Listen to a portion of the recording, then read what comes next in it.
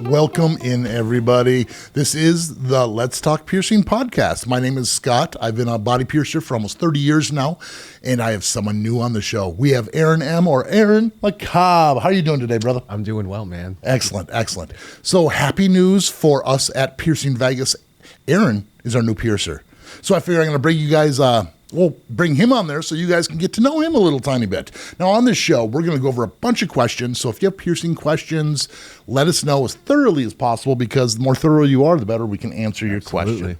So, and if you're here from another country or anywhere, let us know where you're at. We love to see the little shout-outs like that. Super. That was fun. Yeah. All over the world. People come in from everywhere. I love that. We don't do these later ones that often, but when we do, it works out really well. Okay. Just like the mornings, we get a new crew of people. So, we got anyone in the chat here yet? Yeah, we do have a few people.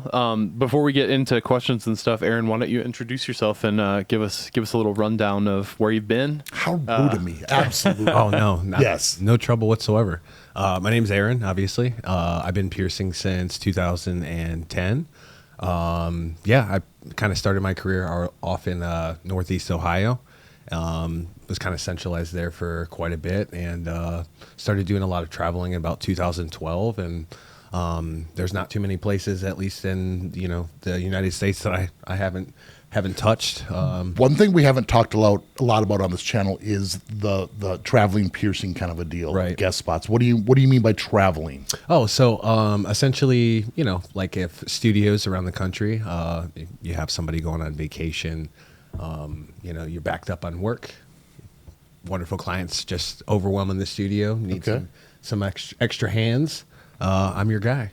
Awesome.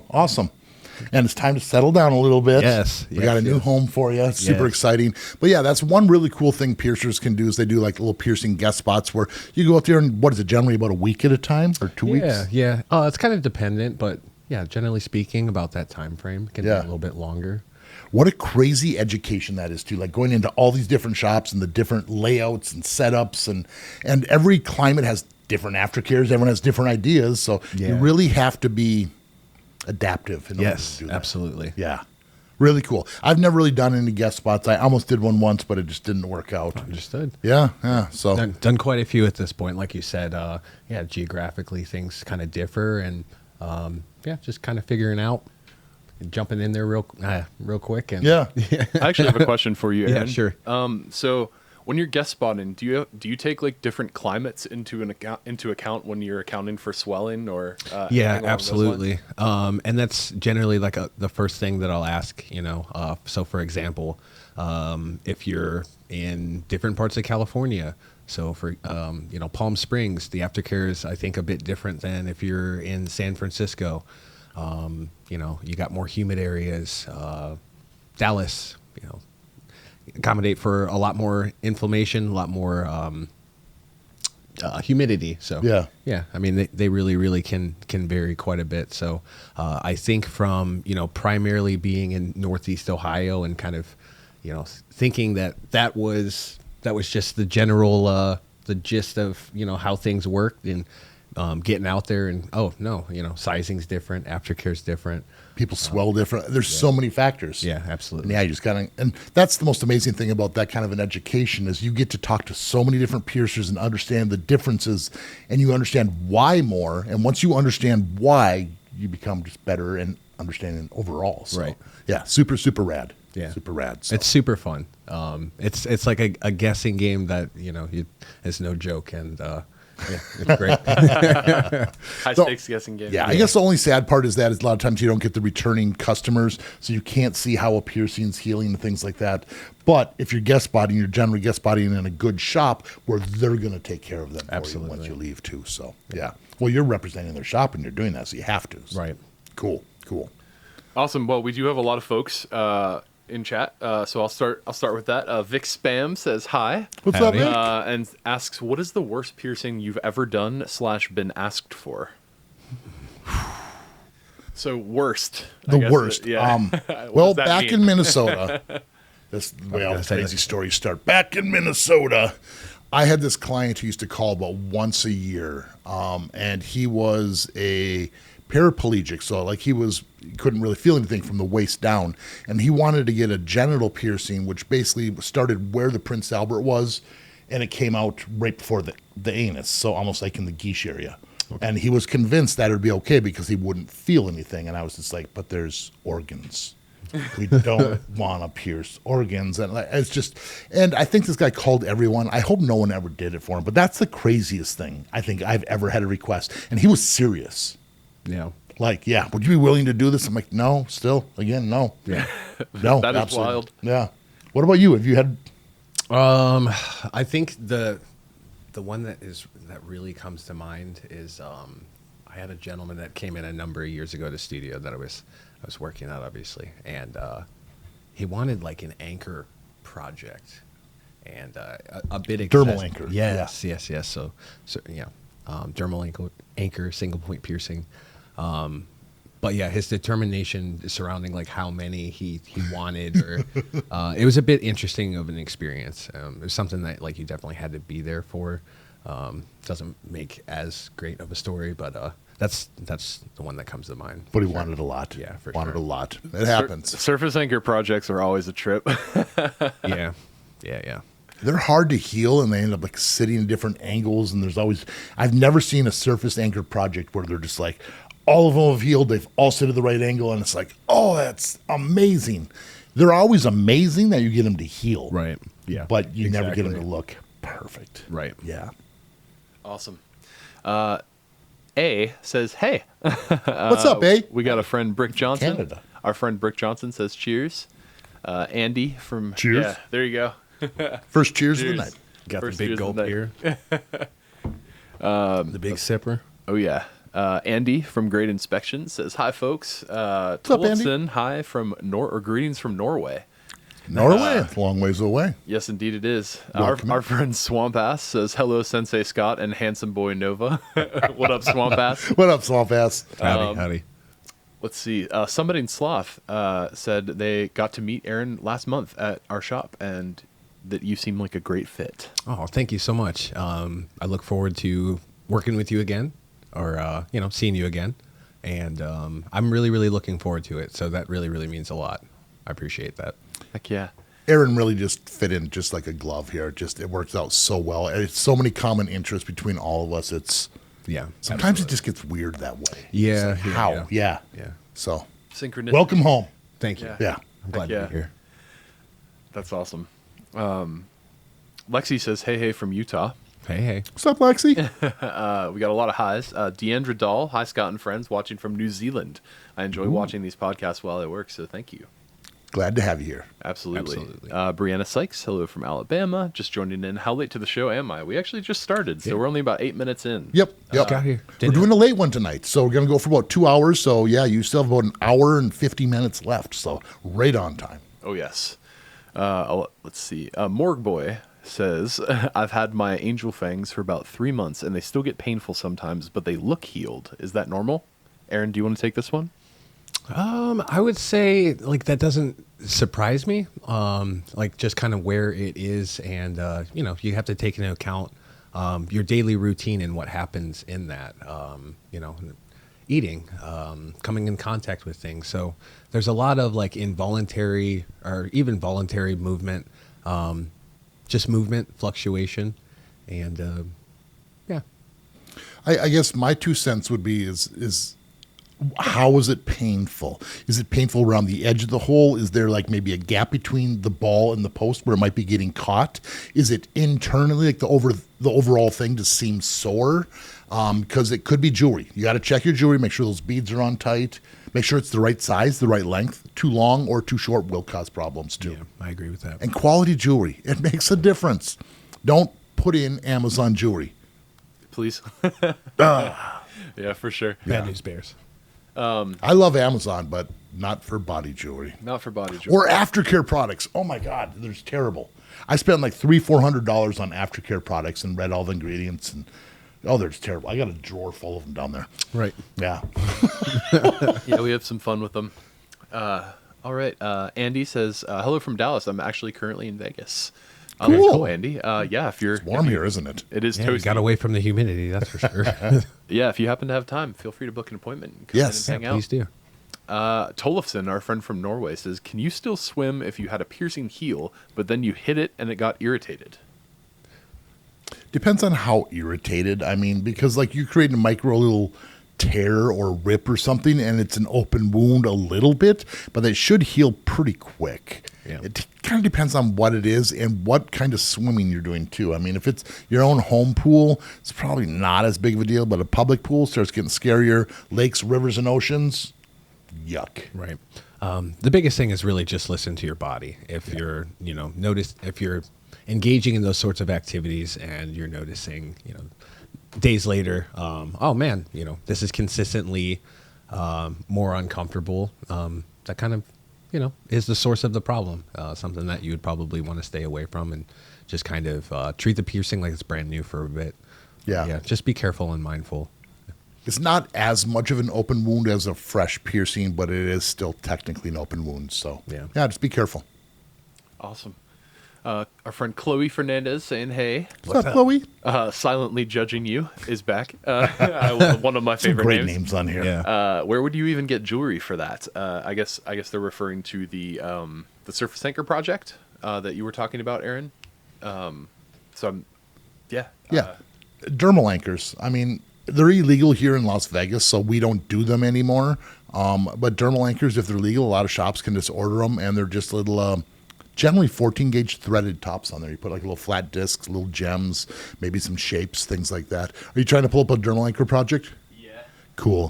Give you an idea what we're talking about here. But yeah, it's generally you're looking for something a little bit more flat, flush to the. Yeah. Ouch. Here you go. Take a cup. Yeah, a lot of them go very poorly. The upper corner of that tumbler, the microderm.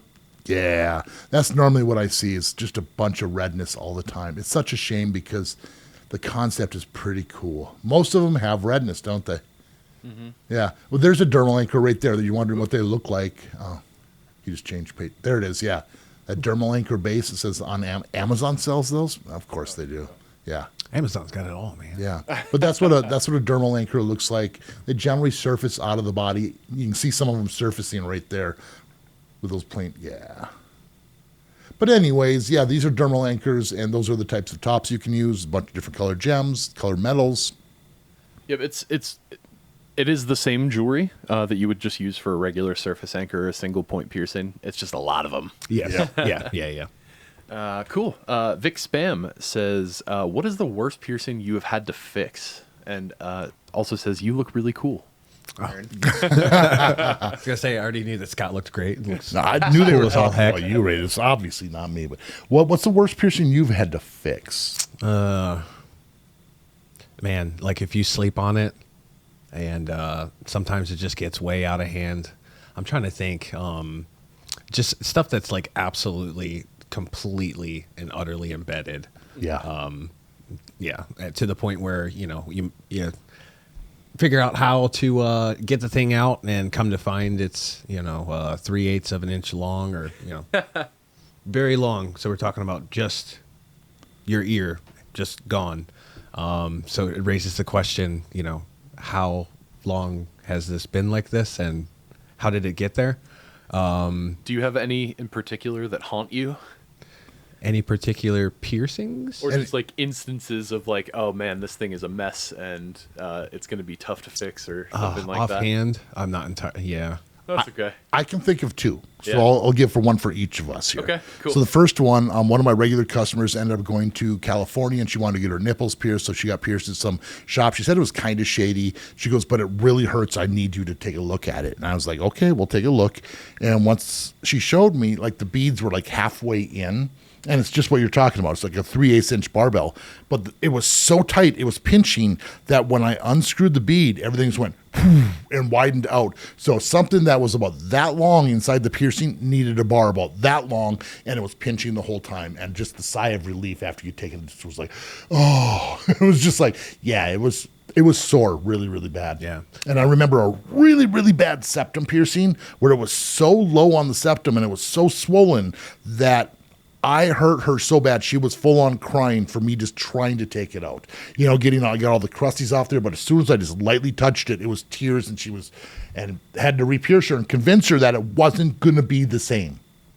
And once we got done, she's like, "Oh my God, that's what it was supposed to be like." And it's like, Yeah. I actually thought of an instance. I could tell. I saw the light bulb go off. Oh yeah, Yeah. So it was actually a smiley piercing. Okay. So that is the upper frenulum, Yep. oral facial frenulum, and they were wearing a circular barbell or like a horseshoe sort of shape.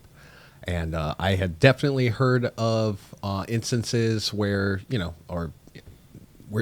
where these types of jewelry and placement can be problematic to the actual oral tissue, the gums. Here's And a couple shots of some tough Smiley. yeah, and the worst risk, you advise people of gum erosion, and luckily for years and years and years, I really didn't come across any until a young lady came in and she had teeth, then gums, then teeth, because the beads had completely eroded her gums. So Unbelievable. yeah, that was a sad one.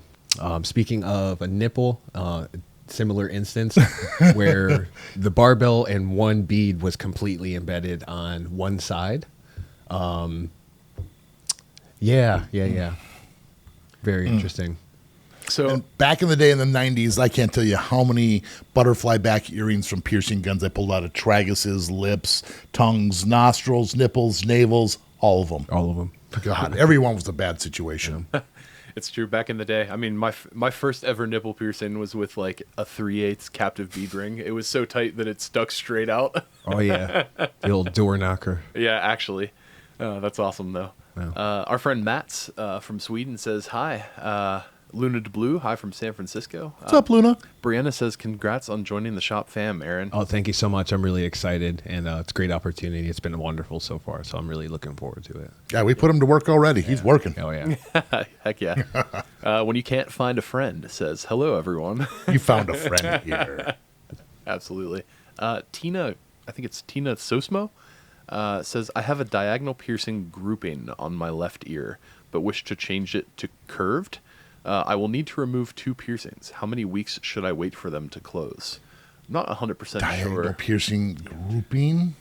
Could she be talking about maybe like a flat, like a triple flat or something along those lines?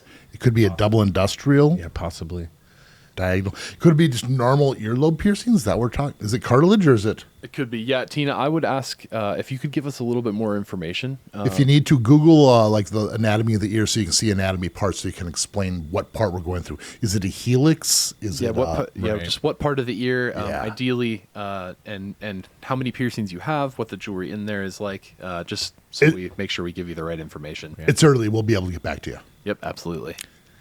Swamp Ass says sick blackout on Aaron. Oh, thank you. For real, he's got so much blackout work. It's so rad. Yeah, it is cool. Yeah, this is the least cool one. Yeah, unfortunately, it's the The one. leg is pretty Yeah, awesome. I got a couple. Yeah. Absolutely. I love blackout stuff. I've been seeing a lot of tattooing over blackout recently that I think is pretty cool. I don't quite understand how that works. How do you put white over a black tattoo? And I've seen people do it and it kind of works. Do you just have to do it 100 times or something? I can't get my white to stay on my normal. Yeah, once I had started to see that was becoming popular, doing the white over black. I was just curious to how they would stand the test of time. you know? Yeah. Yeah. You don't have any, do you? No. No? No. Yeah. Interesting. I've always loved blackout tattoos. Yeah, they're cool for sure. When in doubt, black it out. Amen. Jenny C says hello from Japan. Wow, hi, Jenny. Super cool.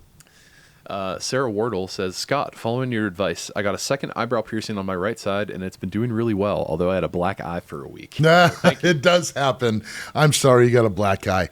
Half the eyebrow piercings I've had, I've gotten a good shiner almost every single time. So it's the price you pay for, beauty. It does happen. It does. Yeah. You've had your eyebrows pierced quite a few times too, Scott, right? At least a dozen times on each side.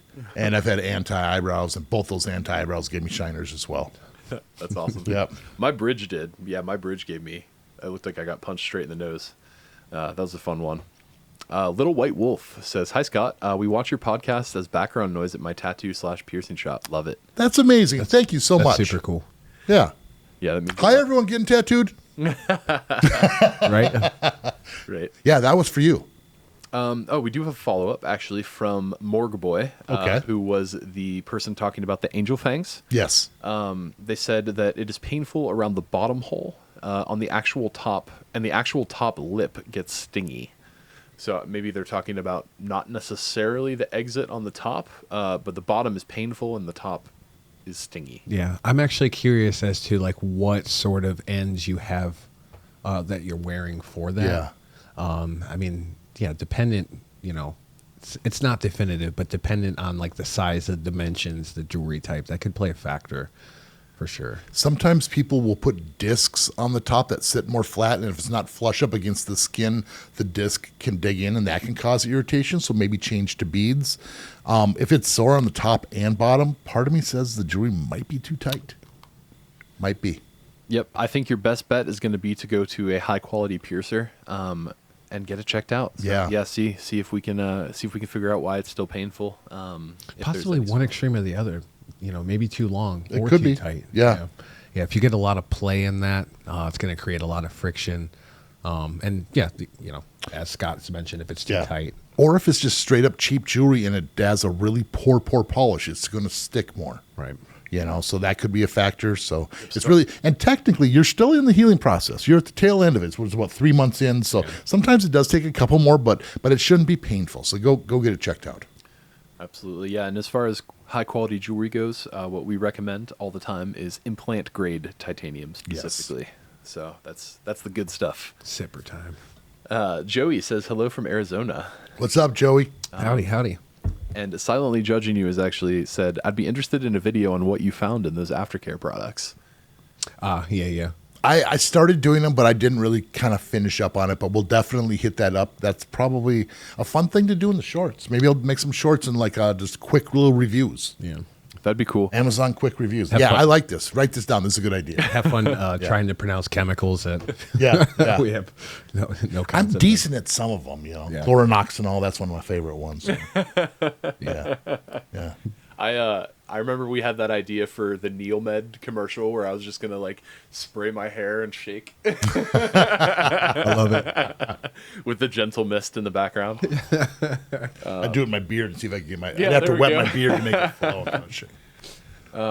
Robert Benner says, "Hi everyone, Howdy. finally catching you guys live again. Had my navel pierced about 4 weeks ago. It's still really red and gets sore. My job involves a lot of bending and lifting and work. Is that redness normal?" Yes. Yeah, especially considering what you do for work. There's going to be a lot of play, extra play.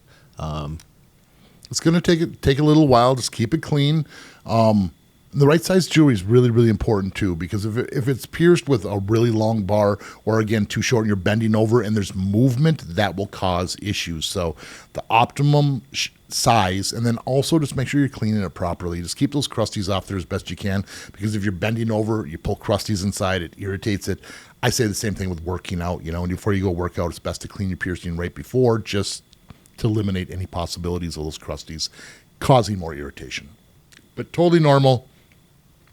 Yep. Navels are tough. Yeah. Sometimes they take over a year to fully heal. It's good that you're aware of it, but don't overstress it. Yes. Yeah, and they can also. I like I got my navel pierced at an 8 gauge, and there was a point where I was like, "Wow, that looks abysmally bad," or so I thought. You were about ready to take it out. I thought about it, and then I asked you and Kelsey, and you both were like, "You're overreacting. Yep. It's good. I needed to." It was an upsize, 8 but- gauge navel too. Yeah, that is true. Yeah. It's a little bit bigger. It's going to be a little bit more red, and so Aaron and I always talk about how like I have a healing 8 gauge navel every time I go to fucking Muay Thai. and we Oh, just practice okay. teeps. It's just like Tag. Right. So teeps and Muay Thai are like front kicks. So essentially he's getting, kicked right in his tummy, right where that thing is. Kicked in the navel. Kicked in the navel. Yeah. Pow, right in the navel. Pow, right in the navel. yeah. Aaron is actually also very into Muay Thai. Has been doing it much longer than I have, and is really really good. I'm okay at best. But yeah. Shout out Sidichok Muay Thai Gym. Heck yeah. Smiling Warriors. My specialty is thumb wrestling. See, the guys that I truly fear are the guys that are like, I'm okay, because they understand they understand how much better the masters are. So that's awesome. Alrighty, let's see. Jesus Hernandez says, "Hey guys, I used to have a septum piercing that was stretched to an 8 gauge, and unfortunately I had to take it out. Could I get it pierced at this size?" It's probably open. It's probably still open. Yeah. Yeah. Yeah, I mean, it's really going to be dependent on how you stretched it, as long as you had done so responsibly. If it was a situation where it was like it's a brand new piercing and you decided to go to town over the course of a number of days, completely different results. But I would venture to say that your piercing is probably still open. Is it immediately? 8?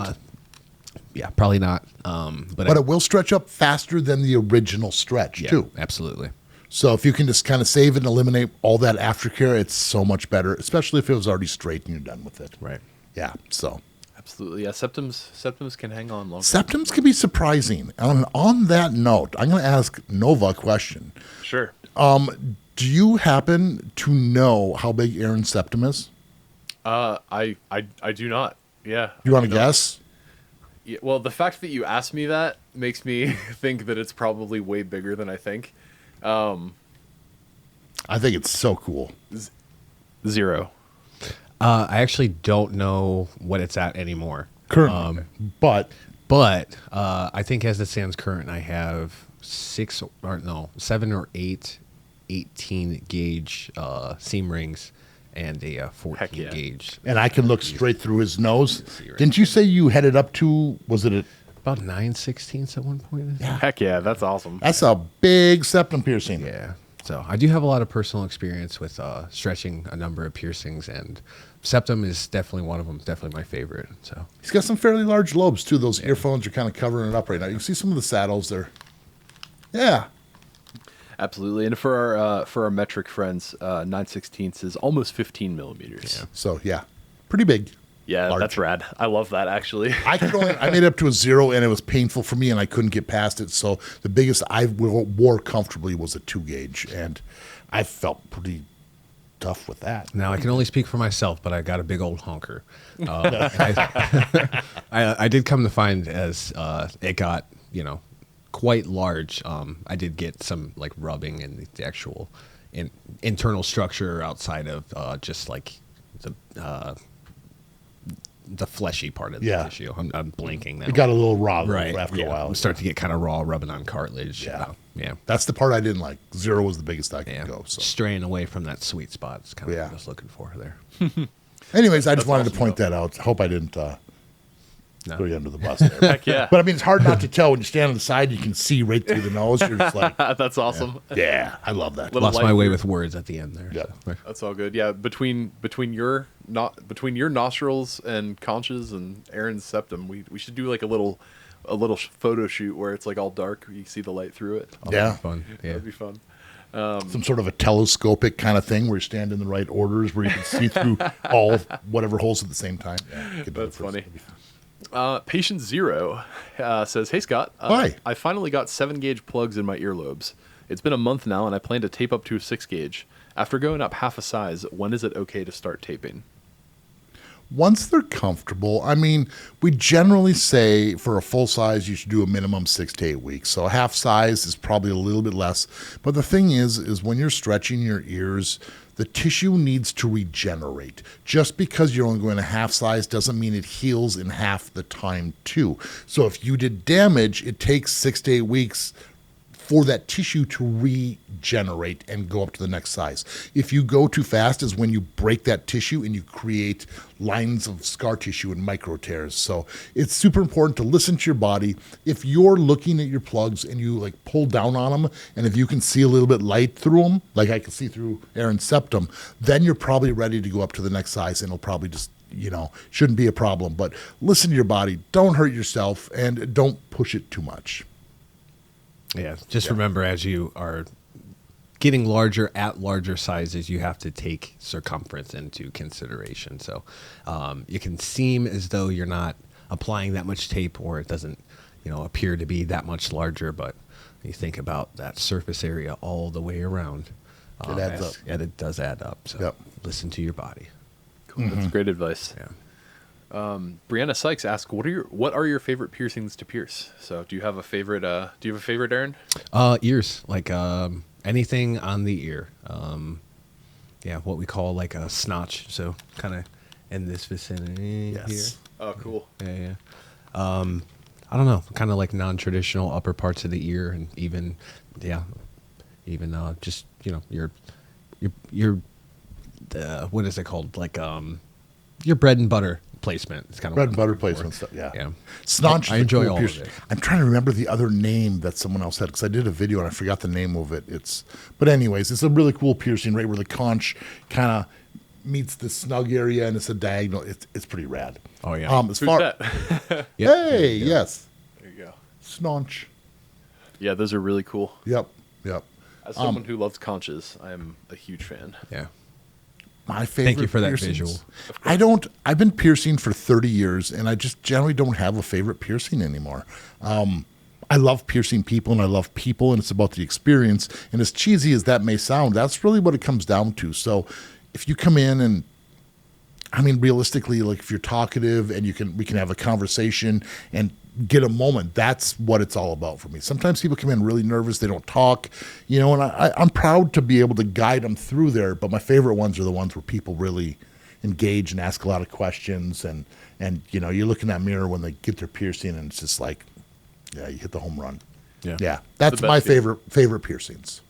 Yeah, it's the best feeling for sure. Yep. Jordan, second live. Yay. Thanks, Jordan. Thanks for coming, hanging out with us. Welcome back. What's up? Yeah, we like doing the late ones every once in a while. Let's see if we can get some other folks in here. Emily Ruiz says, this is my formal request for a more cake t-shirt, maybe with a piercing diagram or a bevel diagram on the back. I love it. So back in the day, someone actually sent in a box full of T-shirts that had the more cake on there. They got a hold of my knuckle tattoo somehow, and the front of the shirt is just like this, where it just says more cake on the front. That's awesome. And it says Piercing Vegas on the back, and it's pretty rad. We should do that. Yeah, I was going to say. That's a good idea. Yeah, I love that for you. we'll bring it back. Yeah. It's on the list. We need to do a bunch more T-shirts at our shop, and been really slacking on that one. So that's a good one. More cake. Oh yeah. All right. Love it.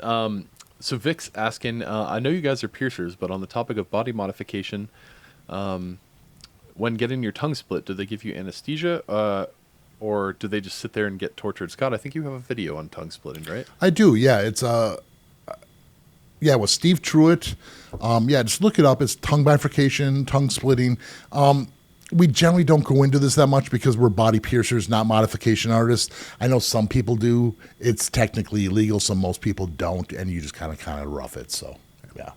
Yep. Barbara Engineer says, so excited to see you guys. Hey, Barbara. Hi. I remember your last name. Joey says, is it possible for somebody to just have a very slow healing process when it comes to piercing? Absolutely. Yep. Yeah, the short of it, absolutely. Health is such a big factor. I mean, like, Aaron's in way better shape than I am, so I'm willing to bet that he would heal his piercings faster in general. You're working out. I don't work out. You're probably on a little healthier diet, maybe healthier diet. I don't try know. not to completely throw you under the No, it's the truth, though. It yeah. really, really is. If you're diabetic, you're going to be healing slower. A lot of times that comes with, like obesity. There's a lot of little factors. If you're healing a bunch of piercings or tattoos, that weakens your immune system and you're more prone to it. Certain diseases weaken the immune system. Yeah. There's a lot of factors that people don't put in. I had to turn someone down the other day because they came in with, like, I think a broken arm or and they're like, we just wanted to get the ears. And it's like, I won't do it. If you have a major break, you have to heal that. I'm not going to be part of the problem of that issue, which could affect you for the rest of your life. So, yeah, people do heal at different rates. The older you get, it does get rougher too. Metabolism. Good rule of thumb is if you're in better general health, you should anticipate to heal faster, less complications. But it's not to say that that it's the complete end all. But yeah, no, you're absolutely right. I can actually speak to that a little bit. I was much heavier, like back when I was apprenticing and working at Mantis, and the difference even between getting both pierced and tattooed then compared to now. Then I was still training, like I was still lifting weights, but I was drinking a lot, hanging out. Diet was bad, and just tightening that up, losing some weight. It's like a dramatic difference. It really does. Yeah, it makes a dramatic difference. So it's pretty cool. By bodies are cool. And yeah, piercings are ultimately just like little wounds that we're trying to heal. So, And another thing too, Aaron, you mentioned it earlier, and like you're saying, just don't stress about it. Stress is a factor. Yeah, stressful. It's the one thing that no one considers. But when people are stressed out, is when they come into the shop with irritation bumps and sores, and it's like, I don't know, I've had this forever, and it's just like it's acting up. I'm like, are you stressed out? You got a lot of like, oh yeah, I'm about to get fired, or this, or and it's just like that's it. I mean, it could be touching and playing with it, but stress is a factor. Stress will absolutely kill you. Yep. I would say that is an absolute priority of something that I am attentive of, is keeping that stress at bay. So, yeah, it will. It'll make a big difference in your life in general. Piercer's orders. Yeah. Chill. Joe. We'll have to cap that one. Cool. Jordan asks, I got a helix piercing and another piercing maybe 5 millimeters next to it, flat, ? In parentheses, Okay. 3 weeks ago. Jewelry was originally separated and now it's starting to touch. Is this just swelling? Is this swelling or is it migrating? It's probably swelling. I mean, when you get a piercing next to it, was the other one fully healed? I don't think it was. Okay, because if they're two fresher ones, each one is going to swell, which puts pressure on the other one, which causes excessive swelling. So they could kind of go at a slightly different angle and maybe start touching. Once swelling starts going down, it might go back to normal. It might be migrating. It's hard to say, but try to reduce some of that swelling if you can. Yeah. Yeah. I'd say that's spot on. Yeah. Wonderful. Yeah, and I'm always a big proponent of going back to your piercer, having them check it out, make sure that everything's A-okay in person. We can give you the best advice we can without seeing it, but seeing is believing. So Correct. Yeah. Correct. I had to point out the fact that we're talking about general health, and I wet my whistle with this giant big gulp next to a canes next to it. Yeah. Oh yeah, that's my vice, is a big old pile of caffeine. But caffeine is amazing. I love caffeine. To caffeine. to caffeine. To caffeine, everyone. Cheers. To caffeine. I actually have. I'll have to tell you. I have a funny story about caffeine. I did a drink if you cheers. I did a tea tasting with a tea master this weekend, and he gave us matcha that was like, which is like green tea, Japanese green tea. It was like, I have never been so juiced in my life. It was like right before I was getting my throat tattooed also. But there was absolutely no crash. It was one of the most interesting things. Really? I guess it was, yeah, he said that it was from the organic, it was from the godfather and creator of organic matcha farming in Japan. Apparently you couldn't even buy it in Japan. This was like something he gave to his neighbors and friends. And I was like, if he gives this to his neighbors and friends, that is the most productive neighborhood of all time. Yeah. Right. So yeah, I thought that was funny. But Brianna Sykes says, would you recommend getting a navel piercing while trying to lose weight, or after you lose it, if you carry more fat on your stomach? Well, I think that if you intend to have like a really drastic change, possibly wait it out. But I don't think that it should be something that you burden yourself of like not achieving or obtaining or yeah. Yep, I feel like I can chime in on that. So I have my navel pierced at an 8 gauge and definitely have some insecurities regarding the tummy. And it made me feel so much better about it, and has really made me, it's actually helped me with the weight loss journey and sort of encouraged me because it makes me more excited. I would say my 2 cents is do it. If you need to take it out or get it re-pierced once you start to lose weight and your body changes, that's okay too. I like that take on it for sure. My take would be kind of the same thing. I'm going to say go for it. But if you're just starting your weight loss journey, make it a goal. You know, if you're trying to lose 50 pounds, say lose 25 and I get my navel pierced, and that's going to keep you encouraged to kind of keep going. I need motivators like that in my life. And, you know, I agree. Like, unless you're like planning on losing a ton of weight, which sometimes then there's surgeries and tummy tucks, which change everything dramatically on top of that. And if that was the case, a lot of times they're going to remove that old scar. Yeah. So if it makes you happy, it makes you feel better, that's what piercing's all about. Right. Yeah. I like that. Yeah. Cool. So Tina is chiming back in. She was the one who mentioned the diagonal piercing. Yes, on good, the left good. ear. Super curious on this one. Yes. So sorry, Tina, I messed up your last name. It is Tina Chomo. I have a triple flat. Yes. She said that she has 3 labret posts, 16 gauge titanium. Okay. And I believe that she is looking to switch them to it says curved, so maybe like curved jewelry. I think maybe what she's talking about, not like a curved barbell, but like maybe one piece of jewelry that curves through all 3 of them, if that makes any sense. Kind of like an orbital or some sort of a custom bent industrial type thing. Maybe something like that.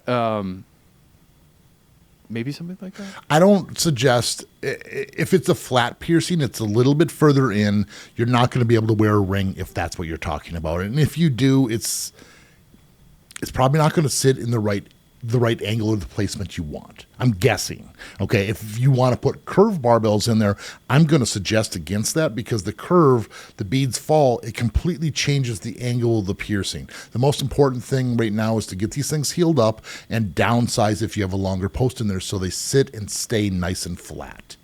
And I'll also chime in that on the off chance you were talking about like curved jewelry like clusters or something along those Oh, lines. yes. Good call, Nova. Yeah. I usually suggest for those waiting until you're mostly healed. Just they can be a little tough to clean under and clean around because the crusties can get pulled into the gem settings. Especially if you have 3 up there because you're going to be Yes. having a little maze trying to get things, keeping it clean. I'm imagining like 100 different things. I really wish that I could see the placement in the jewelry that Yeah. you're currently wearing, and Yep. But in general, I suggest straight things, labrets in flat areas. Make sure it's the right size jewelry. Yep. Yeah, I don't like curved barbells or circular barbells. Yep. And generally, when you want to put more fun jewelry in, the safest bet is to wait until it's pretty much fully Yeah. healed. Cool. Thanks for chiming in. I hope we answered for your sure. question properly. Yes, and if We're we trying. didn't, feel free to chime back in. Absolutely. sorry I couldn't be of more assistance. I can only Wolfer. speak for myself. Yeah, right. We'll get you sorted. Wolfer says, Hi. I'm wanting to get my septum pierced and wondering how long you can generally want to let it heal before you can flip it up in order to hide it. I say right away. If the jewelry is adjusted and you can actually flip it up there, I'm a big fan of this because the jewelry doesn't move around once it's up. It's like having a retainer in there. And when it doesn't move around, you won't pull the crusties through, which is what causes the irritation and tenderness and soreness. So the more it's initially up like that, the better off you're going to be, in my opinion. Yeah. Some people differ in their opinion, and I think the reason they differ is people are going to say, like, well, the curvature of the piercing, when you change it, is gonna change when you flip it up. But if you're going through the septum in the proper area, it's basically almost paper thin, and the piercing, even though you put a curve through there, it's still pretty damn straight. And I don't think you're altering the curvature of that hole. I do give the disclaimer that having it flipped while you're healing it, you do run that risk of essentially the piercing, comfortably shifting or migrating. Now, how many instances in my career that's actually happened? Very few, but I'm one of those individuals that's like, if it's possible, I guess I'll mention it. Generally speaking, it's never an issue having it flipped up through, the duration from an initial piercing or whatever. But It's a really good point. I bet a lot of it has to do also is how comfortable the jewelry's flipped up. If it's like to the point where it's like it's awkward or it's pressing in a certain area, it's going to migrate and change. That's with anything. That's why we don't suggest sleeping on ear piercings because they'll migrate and change. If you distort the tissue enough, it will change. yeah, if the internal structure of your nose is, very inconsistent in relation to where the placement is, that's going to play a factor. But it's, again, I've only personally seen it a handful of times where you have a very, very straight piercing initially, you flip it up, and then come to find that it's got a gangster lean or whatever. It's very few and far between. Technical problem here. I think we might be caught on a cord. Carefully, don't pull your microphone all the way down. It's down below here. Okay. I feel it pulling, so there we are. Okay, good. Cool. There it is. Back in action. Cool. Barbara asks, hope everyone is great today. I would love to ask a question. Please. I plan on more piercings in my right ear shortly. Should I downsize as I go, or should I keep the longer bars in while I'm finishing up my curation? It kind of depends how long is currently. I would say if they're excessively long, I mean, you should have your jewelry downsized. It's also going to be dependent on the amount of piercings that you add, the proximity of them in relation to the current ones that you have. These are all going to play a factor. Now, do I think that you should have them downsized to where they're, mashed into your ear? Probably not the best idea. Scott? I agree. It's all about proximity. If you're getting the upper part of your ear pierced and it's done swelling and you're downsizing, you're going to get your tragus pierced. The tragus piercing swelling theoretically should not affect that upper helix piercing. So downsizing that tragus so it can heal properly and not migrate. But if you're getting that upper helix and you're getting another one 5 millimeters below it, you need to leave the longer one in there because that swelling will affect the other one and cause the other one to swell back up. So proximity, I think, is the biggest part. It's important to downsize when you can. And the thing is like if you downsize like your upper helix and you're like, oh, the next piercing is going to be a tragus, heal this up. If you're going to go back in like 6 months, it's worth that 5 month downsize, just so it doesn't get extra irritated. And you have the original post. Piercers don't take those back. We don't reuse jewelry. So you have the original post to put it in if you need to go back up to that size. So it shouldn't cost you more money. There you go. Yeah. Awesome. Thank you guys for covering that so thoroughly. Word. MZ9712 says, hey, curious to know your thoughts on a conch to lobe, conch to helix, and conch to flat orbitals. Been seeing them more online recently. Have you ever done one? Right on. Can you repeat those orbitals for me one more time? Sure. The first is conch to lobe, Okay. conch to helix, and conch to flat. I will be the first one to say orbitals are not my gig. Yeah. There's very, very few piercings where I'm just like, I don't know that I'm your guy. I don't know that I'm your guy for that question. I love conch to lobe. I do, because like the conch piercing, you can do that and then you can adjust the conch to lobe. And sometimes if you already have a stretched earlobe, you can do the conch and do the ring going through the eyelid, which is really, really cool. Now, when you say conch to helix, I'm guessing you're going to do like the side of the ear, like right around here, which is, if you have the anatomy for it and the snug, this middle anti-helix area isn't too prominent and getting in the way, you might be able to heal that. But I think that's a very, very anatomy-dependent piercing right there. And as far as like the conch to the flat, that's a ginormous ring, and that means, in my opinion, you're not sleeping on that ear ever. Yeah, for 10 years. Yeah. Did you look up conch to flat orbital? Yeah, I looked you got a conch couple to of them. lobe first. Okay. But yes, so that would be an example of a conch. Yeah, I think that I like the idea of, connecting cartilage more to like soft pliable tissue. I love it. It makes it so much easier to heal. Yeah. But it's not to say that, there hasn't been.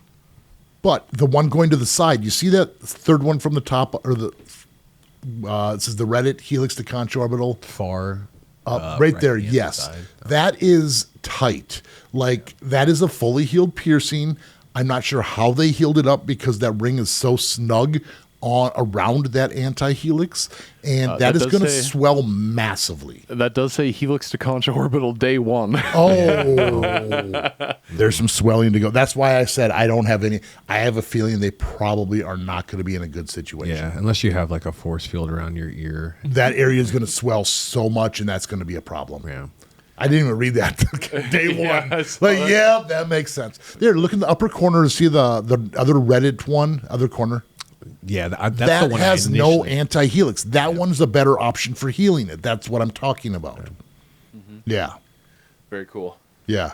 Can you type in conch to flat orbital? I'm really curious what they're. I'm guessing that ring has to be so big. We're going to find out in a second. Right. Here. Yeah. We are. Conch to, none of them. I thought I saw one actually back here. There it is.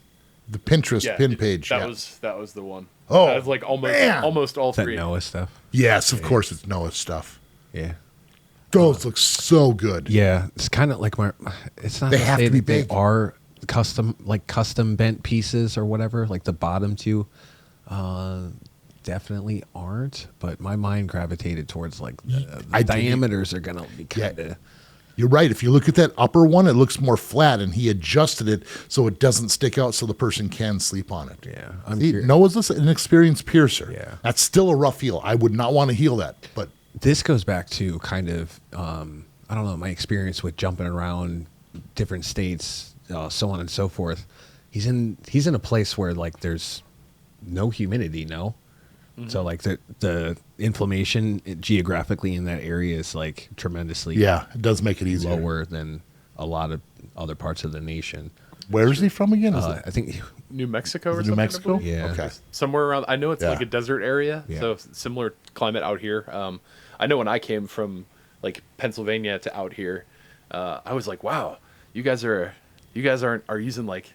I was like, man, to me that would be chancing it on something. Too short. Yeah. You sure you don't want to go longer? I'm like, yeah, this is what we need.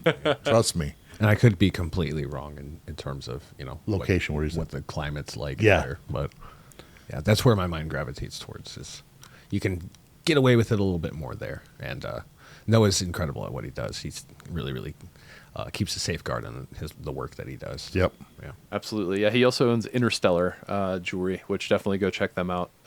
They've got a lot of cool stuff. Very cool stuff. Donna says, I'm so excited to finally catch a live stream. Yay! Right. So Welcome. glad you're here. Thanks for being here, Don. For sure. I am 56 and got a Gestrum and 2 vertical librets recently and love them. Sweet. 2 vertical librets and a gestrum? Sounds like it, yeah. All on one, like, is it 2 lower ones and 1 in the center? I'm curious. I don't know. I yet. really want to know. So let us know. Yeah, I'm really curious. Is it 2 lowers and 1 upper, which is the gestrum in the center? That's really cool. Yeah. That is pretty cool. Cool. Let's see. Anna says, Princess Anne from Tennessee. Glad to find you live. I wish I could visually see you with all your piercings and all. I love to tune in. It sounds like maybe she only listens to the audio. Yes. You work so well together and are so respectful of each other. We try. We try to be respectful for everyone. I mean, everyone's human beings, and we're all got to get along here. So, yeah, absolutely. And thanks for tuning in. We really appreciate it. Yeah, we really do. Yeah. I don't kick it with bad vibes, so I like to be around good people for sure. That's right. That's right. Good. Us too. That's why we brought you on. It's like Yeah. the vibe's right. Oh, so, yeah. Yep. Jennifer Devine says, hi from Jamaica. I got a glass stretching kit for my ears. I'm at 8 gauge now, but I've developed an allergy to jojoba oil. Okay. So basically, that sucks. Are you sure it's an allergy, or are you overstretching? When you get kits, you still have to take your time, and it's so easy to overdo. And everyone's like, I'm not overdoing it. Everyone overdoes it. So you probably need to slow down a little bit. But if you have an allergy to jojoba oil. Hoba oil. Anyways, there's other things you can use. There's water-based lubricants. You could use something like cocoa butter. I'm not sure what you're allergic to it in, but you got to figure that out. And there's other alternatives. Just regular soap and water while you're in the shower would be enough too. So, any other suggestions? I'm trying to think of what my go-to was, and I'm just blanking. I'm sure it'll pop up. Yeah. I also want to say that not all glass stretching kits are created equal. Yeah. So I would make sure to inspect the jewelry to make sure there's no nicks or anything along those lines. There's many different grades of glass, and it does make a difference. Yeah, for sure. For sure. Yeah, there can be inconsistencies in the actual glass. That Right. can take an effect. And in sizing, depending Yeah. on where you purchase the jewelry from, it may say 8 gauge, but if you actually took a caliper to it, it might not be exactly 8 gauge. Maybe it's a little bigger or something along those lines. So Yes. there is that Yeah. possibility. Could be like also. Willy Wonka in shape, where it's 8 millimeters in one direction, but not so much in the other. So you got to be careful and mindful. Yes, glass is good, but it can be inconsistent. Sometimes. Yep. Willy Wonky, I love that. I'm stealing that. A Willy Wonka. Jordan says, should I use saline wash again after wiping away the crusties with a paper towel? And should wiping away crusties hurt? No, you're not letting it soak long enough. you're being too rough on your piercing. Generally, when you spray, I tell people to wait a couple minutes. If it seems like the crusties aren't really coming off there, find something a little better. Make sure that your paper towel's not leaving any residue behind. But yeah, it shouldn't hurt. It should be a real gentle, just kind of wipe those crusties off. And if they didn't come all the way off, spray it again and do it one more time. But yeah, you just don't want the crusties in there. That's my opinion. Yeah, you just want to be careful and mindful that you're not pulling off like scabs. Yes. Primarily. Yep. Absolutely. And it could be a little achy if it's a fresh piercing, but pulling the crusties off shouldn't hurt. If it's a little tender around the area, that's a little different. And for God's sake, don't pick them off with your fingers. It's like, oh, it's just so easy just to... Yeah, don't do that. It's like, don't. Itch you want to scratch. Yep. Yeah. Emily Rasta says, "Hey Scott, I have a rounded threaded nose stud that my piercer has been unable to remove as they can't get a good grip on it. Any tips? Would a bead grabber help? Will I need to cut it out? ? Rounded, threaded, what? It says Kinda sounds rounded like a disc. threaded nose stud. It sounds like a disc. Okay. Round threaded. Are you sure it's threaded and it's not a bone? If it's a super, super, super tiny bead, that might be one of those ones where you just push in and you got to pull it back out, which is a bad design and it hurts really, really bad. There are certain tools. A lot of times when I say bead holder pliers, we use special ones which look like hemostats and have holes drilled in the end so we get a good grip. It's not like those little teeth that come out and grab the ball. That will not get you a grip and that will hurt and cause more problems. Maybe brass jaw pliers if your piercer has it, or some sort of a piercing multi-tool. They might have a little thing to be able to grip the end in there. Yeah, I'm curious, like what the decorative piece is, or how it's threaded in there. Yeah, a lot of times people think they're threaded and they're actually nose bones. Can you pull up a picture of a nose bone just so we can kind of show what we're talking about? And the difference is it's going to be the size of the bead. If it's like a small bead where like, oh, I could probably pull it through, then it's probably a nose bone. Generally, when you have threaded beads, they have to be like an eighth of an inch. Yeah, you see how it has that tiny little bead on the inside there? Those are nose bones, and those don't come unthreaded. It's one solid piece, unless you know for sure that it's threaded. my mind goes to like the thread pattern being stuck, or they're just not getting Stripped. Yeah, stripped. Yeah. Right. Stripped. Or if it's a low-quality metal, it might have rusted and got stuck in that way. I've seen that before, too. Yeah. Yeah, I would. So as far as advice goes, maybe try another piercer that has more experience getting some stuff off. Not saying your piercer's bad. Yeah, it's just you need someone else to be a more creative option. Yeah, I don't know that there's like a definitive answer either. Yeah. So like not necessarily applicable to the nostril, but I've definitely had a number of clients in very similar circumstances where depending on, the placement or the dimensions of the actual jewelry, is it a disc, is it a ball? I will use different tool types depending on what it is that I'm working on. So it's not to say that there's a perfect tool for it. Mm-hmm. You kind of have to.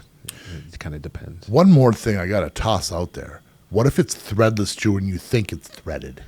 Which means it's held in by pressure, and you literally just got to pull it apart. I've had people tell me, "Oh no, it's threaded," and I keep spinning. I'm like, "I think it's stripped." I'm like, "Wait a minute."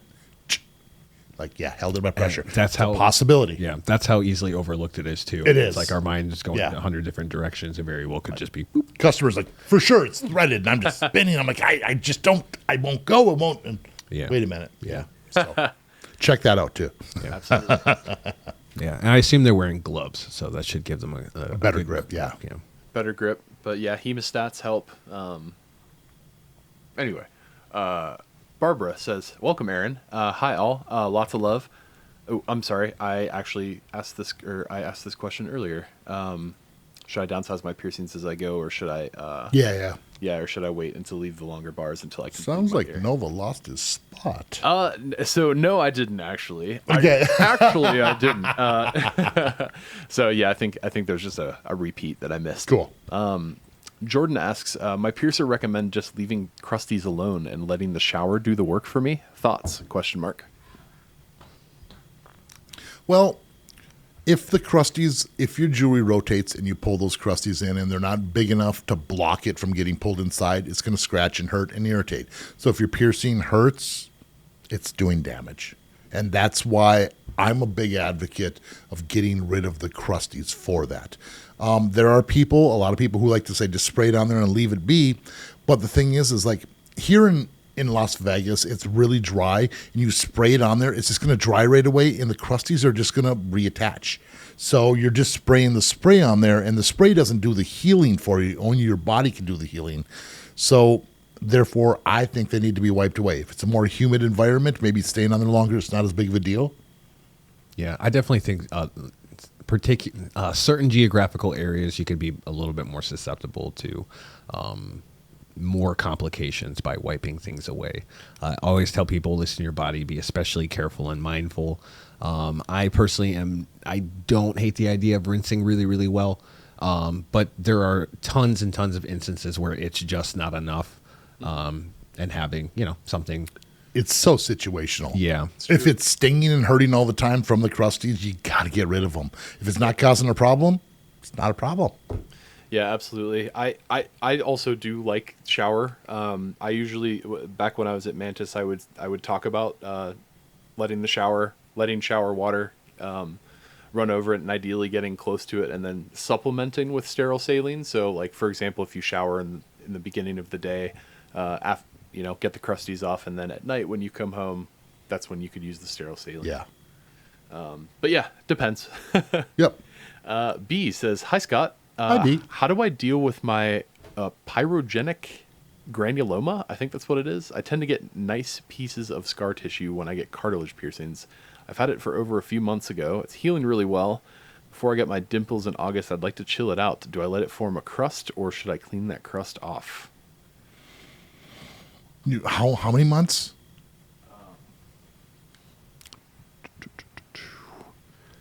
Sorry. So a few months as well. A few months. It depends. If you have that huge bump, the bump is generally an irritation bump, or it was pierced at an angle, and therefore you're not going to really be able to do much about that bump kind of a situation. That's the piercer's fault. But if you get those bumps, figure out why it hurts. When does it hurt? Is it when are you sleeping on it? That could be the cause of the bump. Do you wear helmets? Do you wear hairspray, hair product stuff that's getting inside there? That could be causing irritation in the bump. I also want to interject that it is most likely not a pyogenic granuloma. If you truly do think that's what it is, because a granuloma is like a tumor. So probably what this is an irritation bump. I just wanted to clarify. We're not medical professionals. We're body piercers, so we can't really diagnose. I know granuloma was used a lot back in the day, and there's different forms of granulomas, I believe. But in general, we just call them piercing bumps, and they're irritation bumps, realistically. They go away once they stop being irritated, for the most part, unless it's pierced at a wicked angle. So, yeah. I love emu oil. We haven't mentioned it all on the show. Emu oil is an amazing, amazing healer. We sell it at my shop. You can buy it online. But the viscosity of the oil of the emu matches humans perfectly. All those vitamins and nutrients go in there. And when I have a piercing that is extra irritated and I put that emu oil on there, it's just a day or two and it just starts getting better. Every single time. I've been using it for probably almost 30 years. Yeah. It's incredible. I personally am a really, really big fan of it. My only concern with it is it's going to alleviate symptoms. It's not going to solve your problem.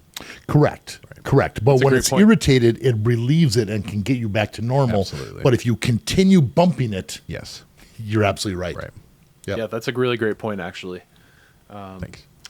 See, I guess what worked so well for me is every time I had my doff pierced with the ring, crusties got pulled inside if I didn't clean it off enough. And once crusties get pulled inside, it just swelled up and got super, super irritated.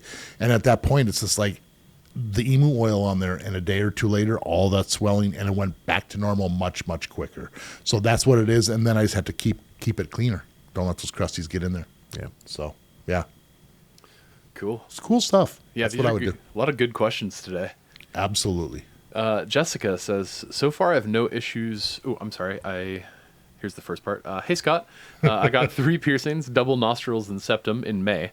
My vertical labret and lobes 2 weeks ago. Am I going too fast for my immune system? I have more I want / don't want to, but don't want to risk health issues. So far, I have no issues with any of them except some irritation bumps on my nostrils thanks to my toddler hitting me. And my septum burns when it's dry if it's moved, but no pain, no infection. How long have you had the septum again? Septum is May, so about 2 months. Vertical labret and lobes 2 weeks ago. Okay. Okay. The lobes are really fast healers. Yeah. Vertical labret generally is a couple months. Personally, I'd give it another month or so. Like, make sure your piercings are all calmed down and good before you get them re-pierced. It's not worth jumping the gun. You said it. You're right on the cusp right now where I like at the max piercings healing. But the nice thing is they're all fairly quick, easier healers. So, Yeah, that's very true. So just to be on the safe side, I'd give it about another month. And if they're really sore or irritated, wait a little bit longer, but you should be good by then. Yeah, I think that's great advice. Deandra Dolls says, I know you guys have been pierced 100 times, but are you guys still getting pierced now and again? Not looking forward to the day where I have all the piercings that I want. I love the experience of it. Yes, we are all. I mean, I'm still getting pierced for sure. I know Scott is. Aaron, I'm not sure if you get pierced too often anymore. I do not. The last piercing I got was a couple of years ago, and I've since retired most of the piercings that I had as a result of being very, very active in combat sports. My septum is the one that I'm very stubborn about. I love it to the end of the earth. I had numerous amounts of piercings at one point, where I was actively getting pierced quite often. I personally, for myself, I live quite vicariously through my clients anymore. Cool. Yeah. Cool. Makes sense. Yeah. I'll eventually get them. Right. Someday.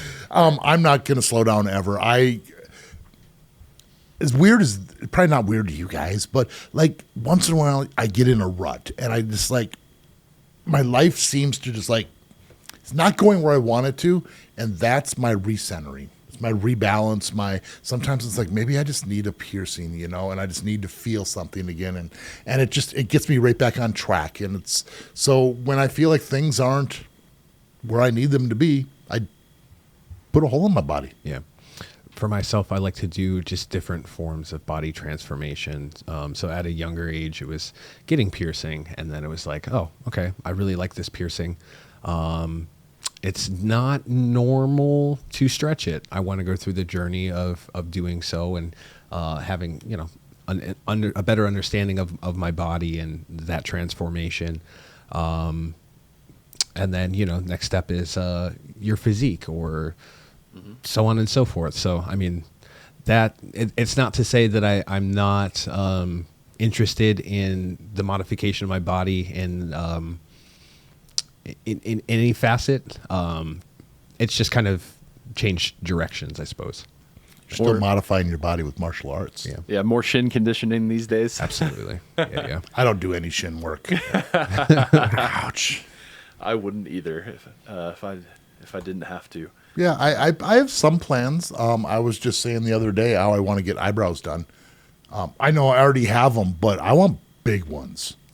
Really big And nothing excites me more than the idea of possibly helping you out with Yeah, that. it's like, look at this. Maybe getting like a 6 or a 4 gauge curved barbell in there. I got plenty of room to play with here. Oh, yeah. And I definitely want my high Monroes, like little mustache rider kind of guys right up here. I used to have those before, and I thought they looked really cool. I've never had rook piercings, so I definitely want to get a rook piercing. It's on the list. I've been pierced hundreds and hundreds of times. I can say I'm addicted. Hi, my name's Scott, and I'm addicted to piercings. Hi, Scott. How many people just said that? Right? Yeah, we're all here. We're all the same. We're all here for each other. We're all a good support team. Yes. Let's keep it rolling. Crow says, "What's up, guys?" V says, "Hi." Hello. HE mentioned hi, or says hi. When watching an old stream, you mentioned that G23 titanium wasn't the ideal material for piercings. I've seen this stuff advertised on tons of websites. What is the best type of titanium, and what is the difference? The best type of titanium, I don't think there's a definitive answer. What you're looking for is a biocompatible titanium, and ASTM F136 titanium is the grade of titanium we use here in America. ISO also does Yeah. material testing as well. ISO test. But grade 23, I think, isn't that more airline mechanic? Or I don't remember exactly, but it doesn't fall into the APP standards as far as acceptable. There's something else in there. I know industrial strength body jewelry's like brought in another line where there's a niobium-based titanium because the titanium's not pure. It's like 99 point whatever percent titanium, but there's just a little tiny bit of other, like aluminum and was it I can never vanadium. Word. Yeah, Yeah. the V word. Yeah. So Words. So yeah, I'm looking it up right now. Ophir Body Jewelry actually has a thing on the difference in titanium grades, and from my understanding, G23 is more along the lines of for like testing and materials, okay, more military stuff. But yeah, it's not medical grade. That's biocompatible, where the body would break some of that down. This is. Yep, exactly. I remember also hearing something about commercially pure titanium that people were using. It looked like you could almost bend it. Too, Oh, yeah. Which, yeah. Interesting. I've never really played around with that very much either. Very cool. But yeah, implant grade is what you want. F136 is the designation that you're looking for. Our friend Stephen Whitmer says, "Good evening, gentlemen. Welcome to the team, Aaron. Scott, any update on the new studio and location with new staff coming on board? See you Friday." Yeah, we've got all your stuff ready for you. It's in the back. Absolutely. No new update. I am looking at a location. Once I get that more secured in stone, as in like I sign the lease, I'll definitely let people know. But right now, we're still working on it. It's a lot of work. It's a lot of work. I'm so happy to have Aaron on board right now, just to kind of take over some. We just lost her. There, I'm back. Okay, just to take over so I can spend a little bit more time and get things going a little bit faster. So it's going to happen. It's going to happen, and it's going to be awesome. Yeah, it is. We're really excited. And we're bringing Aaron. Aaron has come on already, and we have another piercer coming on in a couple days, about 5 days, right? Yes. We'll be getting her on here. Hopefully. Did she say she wanted to come on here or not? I think she said she's very camera shy, actually. Camera shy? Okay. That's all right, though. We'll get her to at least make some sort of a little high thing here, so, yeah. Awesome. But she's amazing, too. Yes, she is. Yeah. Yep, her name's Des. Yeah, she's wonderful. She's great. Bev says, "I would love to get a tattoo. It's hard to choose. I'd love to get something Irish." Oh, okay. That's cool. Cool. Nova. Yeah, there you go. I actually just got my throat tattooed with a sort of like an elvish Celtic kind of fantasy thing. It was pretty cool. It's pretty cool, Yeah, and that's it's pretty bruised. It is extremely bruised. Getting my neck tattoo was horrible. I don't suggest it. And if you're saying you want to get a tattoo and you don't have any, the first one's so hard to pick. But I warn you, once you start, there's no going back. It's Do true. that. If you don't have any tattoos, you don't have any bad tattoos. There's nothing wrong with that. You just keep going and going and Yeah. going and going and going. Yeah. Yeah. It's true. Everyone also really thinks about the first one, and once you have that first one, it's just like you don't have to think as hard because Crazy. what's one more? I spent over a year picking my first one and designing it, and minor tweaks and changes and this and this, and I'm sitting in the chair getting tattooed, and I already had my next one picked out within minutes. It's just like, I just overthought this. Don't get stupid stuff. I mean, if it makes you happy, cool, but just think about it in the future, like 20, 30 years. Do you really want to have that still? I say make it as dumb as you can. I agree. But Actually, make sure that the work speaks for Yes. itself. Yes. Get good work. yeah, Yeah, good do your research. good work, high quality execution. Yes, yes. But silly premises are something that I love. I'm actually getting Producer pretty soon when I go back home, which is Medusa, but her head's made of produce, like love it. broccoli, Yes. and I just thought that was really funny. So That's great. See, and the thing is like, why would you regret that? That's exactly what I'm saying, Yep. Yeah.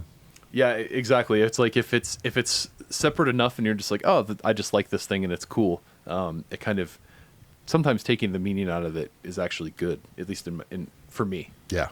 It doesn't have to be like the TV shows. There doesn't have to be a significant story for you to have a tattoo. You could just want one. Absolutely. Let's see. Jordan asks recommendations for keeping swelling down. I don't like to take ibuprofen every day. Lots What piercing too? I'm not sure what piercing, but Okay. of water. Yeah. Lots and Drink lots lots of of water. fluids. Yeah. Okay, I don't know how to apply this, but I heard that turmeric is an anti-inflammatory. Do you make turmeric tea? Do you make a tea bag out of turmeric and apply it that way? that scares me, though. I really don't know. I keep seeing it over and over and over again that turmeric is a natural anti-inflammatory. There's a lot of people who don't take any pills. I put it on like so many different types of food. So it's more of a food thing where it's like you just start using turmeric as an anti-inflammatory. Yeah, I Look think- into it. It's a natural thing. Yeah, we're not saying to put it on your piercing, by the way. Right. Yes, yes. It is. We're just saying, generally speaking. I know they have like turmeric supplements and all kinds of other things like that that help with inflammation. I'll also toss out Cold. yes, cold compress. That can definitely help keep swelling down. You just want to have something disposable like a paper towel, not a washcloth or a towel that's reused. If it's head piercing or something like on your face, when you sleep at night, if you have an extra pillow or two, you elevate your head. That's going to minimize the blood flow, which minimizes the swelling. Yep. And be nice to your piercing. Don't hit it. Don't irritate it. Take care of it, because if the crusties get pulled in and upset it, it's going to swell. Yep. Awesome. We had more than I thought I was going to. I was like, I don't know what we're going to do. Like, just put cold stuff on there and good luck. Right. Yeah. Yeah, we got some And good time. solutions, right? Yeah, time. It just takes time. Yeah. Elevation, you stole mine. So Yeah. Awesome. I'll let it Kathy. go this I time. didn't realize it was yours to steal. We'll let it go this time. Okay, I'm sorry. Oh, that's funny. Kathy says, Scott, I got my eyebrow piercing 5 days ago. Yesterday, my eye was swollen, but today it has a bump, and it looks bumpy. What do I do? It looks bumpy. Yeah, Maybe a raised area. Well, generally with any piercing, you can have swelling. Sometimes they swell more than others, and when the swelling goes down, I mean, if it was too tight, the beads got sucked in a little tiny bit, and the swelling goes down, you might have a little bit of an irritation bump around there, and it'll probably go back down to normal. I don't know what you mean by bumpy. Yeah, for it being so soon too. Yeah. I would. I'm going to make a suggestion to go to a high quality piercer, get it checked out in person, see what's going on. If it's just some swelling, eyebrows can swell, but yeah, we definitely want to make sure that it is a-okay. Hopefully you have a curved barbell, not a ring. I get the hiccups. Yes, it happens once a podcast. Every podcast I get the hiccups. So late. Normally I get it right away. Late. Yeah. Get them out of the way, right? But yeah, definitely. I think I passed them on to you. I was trying to hide it earlier. Sorry. Thank you.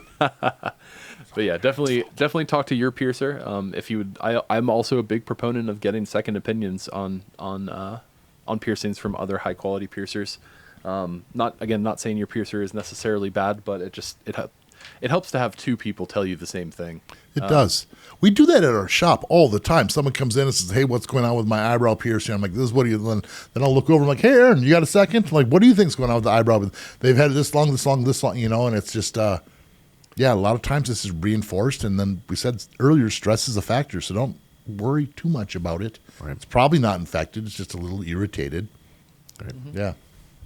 Yeah, we do that internally at our shop, and yeah, like I say, we're big fans of second opinions. Always good stuff. Get more eyes on it. Kylie Ann says, "Hi. Hi, Kylie. How long does it take a vertical labret to heal?" To the point of maturity, I'm thinking probably around about your 6-month mark. That's what I was going to say too, but to where, okay, it's going to be about a month before you can downsize, where it's healed enough to downsize and not cause damage. You're going to have crusties for maybe a couple more months after that. But I would say, like Aaron said, around the 6th month where that fistula, that tubus scar tissue has fully developed and you're at its strongest state. Yeah. Is that the right word? Strongest state? Mm-hmm. That's where we're going to go with today. I think That's where so. we're at with All that, right. Another question about navel piercings, similar too. Would having a quote unquote mom tummy cause issues with anatomy to get a navel piercing? I had 2 C-sections, so there's a lot of loose skin and stretch marks. Parentheses won't go away without a tuck, but I don't want that.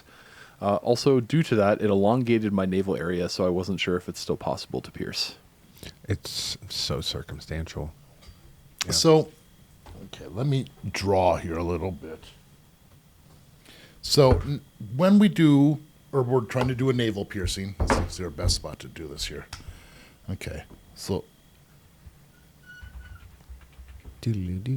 okay, so when you're looking here, like if this side here is the body, or like the navel section, the navel normally has a little bit of a ridge here like this. Now, a lot of times when people get pregnant, this area rounds out a little tiny bit more, and it's hard to do the proper navel area to where it's not on the belly itself. Okay, so that means when the piercing's done, we have to go a little bit higher up, but then it turns into a surface piercing.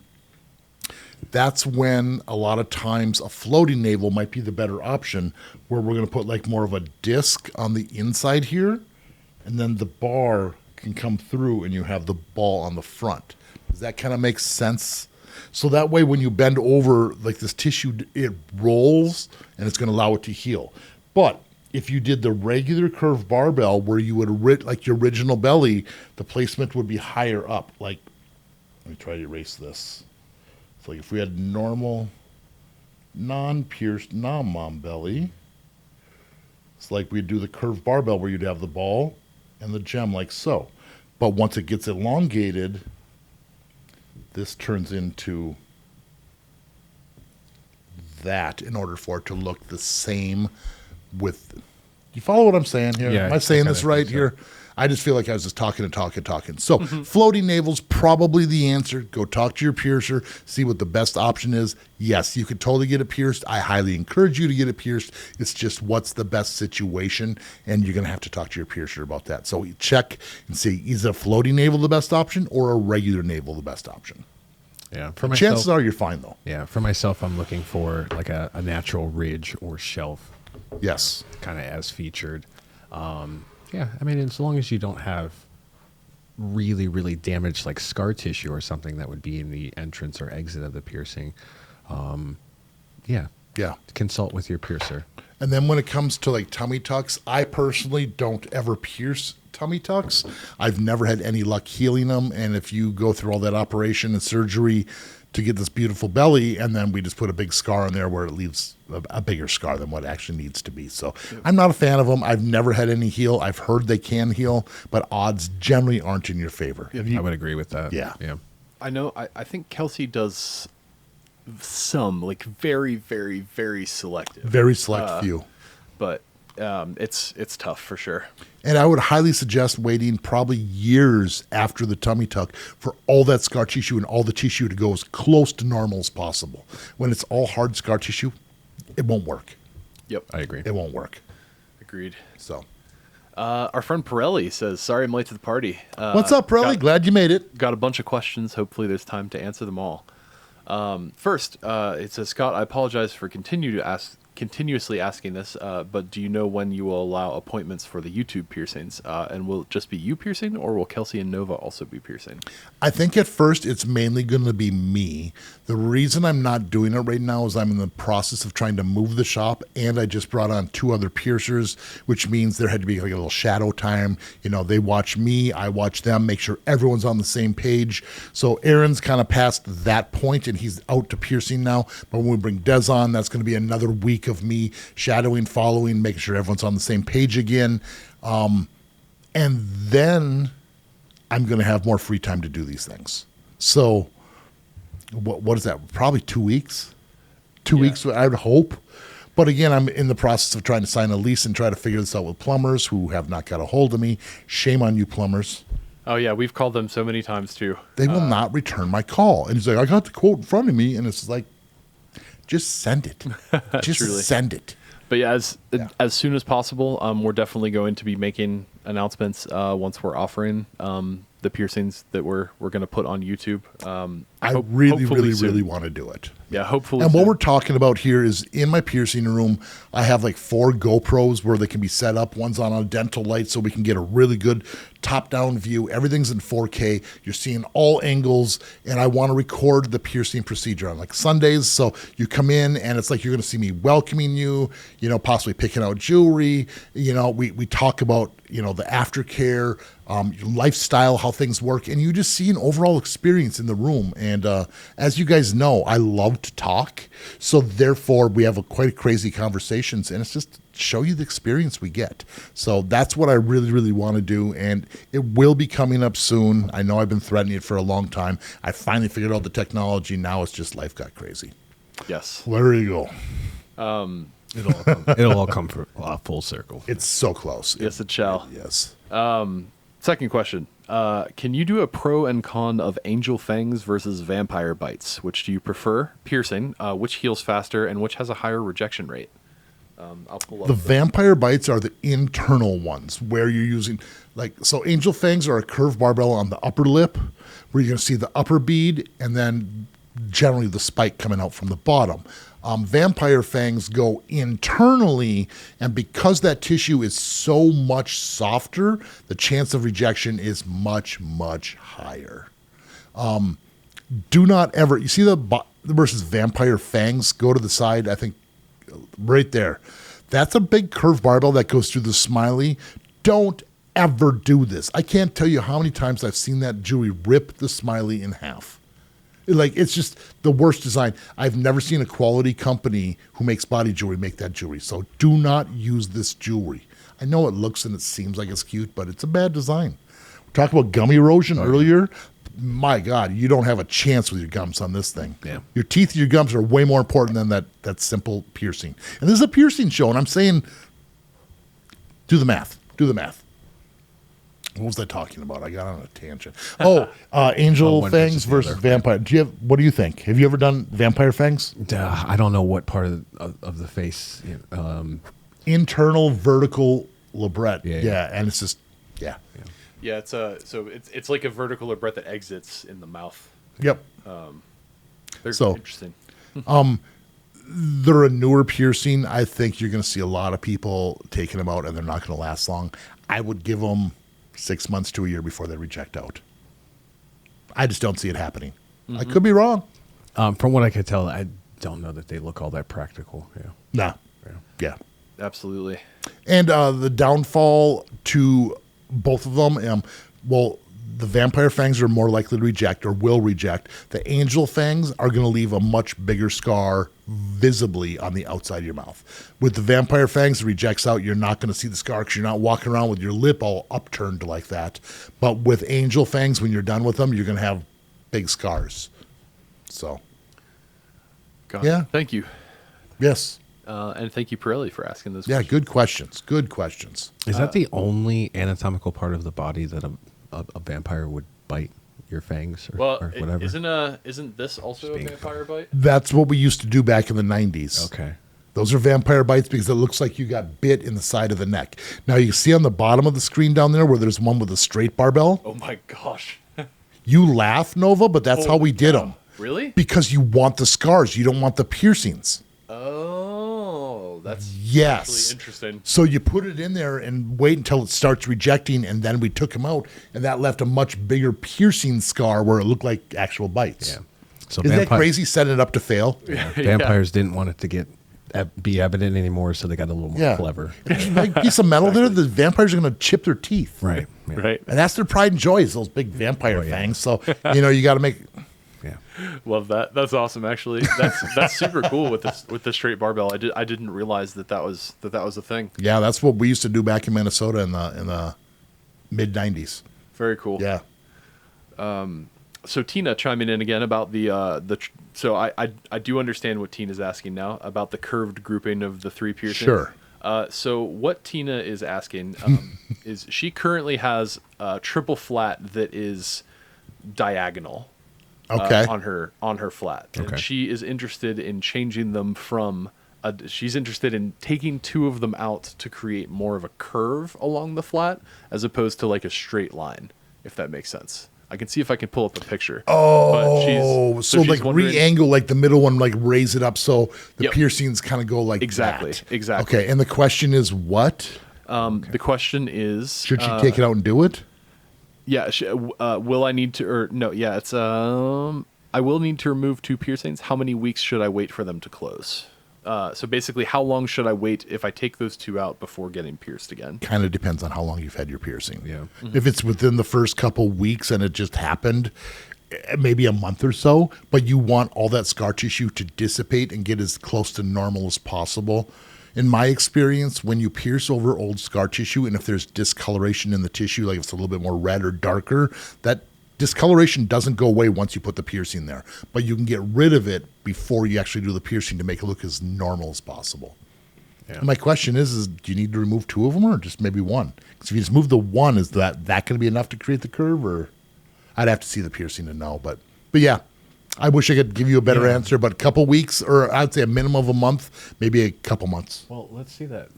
Yes. I'm kind You of wanna curious draw with it the up? drawing board. Yeah. So, what my mind? We got the. Oh, there we go. All right, bear with my. Here, let's see. I'm gonna draw an ear real quick. All right, you got the tragus, so on and so forth. All right, so we have an ear. Let's say that this is the tragus side. I'm visualizing something like this. Yep. Like that. So I would say, why not move this one? And then you're kind of getting like that, more of that like arch, Correct. right? That's what I'm saying. Like maybe just move the middle one out, and that way you only have to heal 1. Yeah. Unless you truly don't like the placement, and if you don't like it, take it out. Nova, correct me if I'm wrong. Wasn't it? Did she ask like how long before I like if I Get remove re-pierced? 2? Yeah. Yeah, Yep. yeah. So I'm my mind's kind of going towards like depending on the placement of the middle one, you might only have to remove the middle one.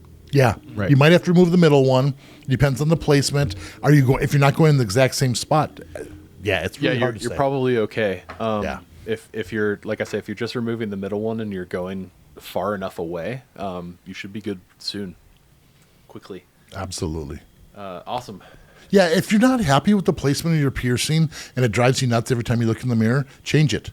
You can take piercings out and get them redone. You might have a little bit of a scar, but if you're not happy, it's not a good piercing. Agreed. Yeah. Absolutely. I'm gonna keep it rolling. We got a lot of questions. Bring it on. So, Chris asks, how likely is it for nipple jewelry (parentheses straight barbell) to migrate? Depends on the placement. And anatomy. Yeah. Yep. The more developed the nipple is, the more it protrudes and sticks out, the more likely you are to have it work out. In my experience, it's generally larger breasts where the nipple is very flat and flush to the tissue. Those are most likely to reject out. Could you actually? I think that might be. I know we've just been drawing a lot, but could you kind of draw an example of that?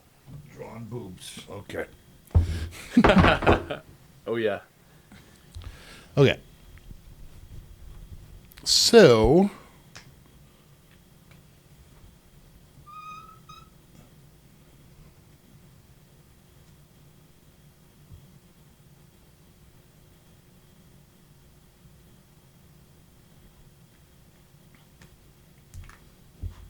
side profile here, like this top breast here.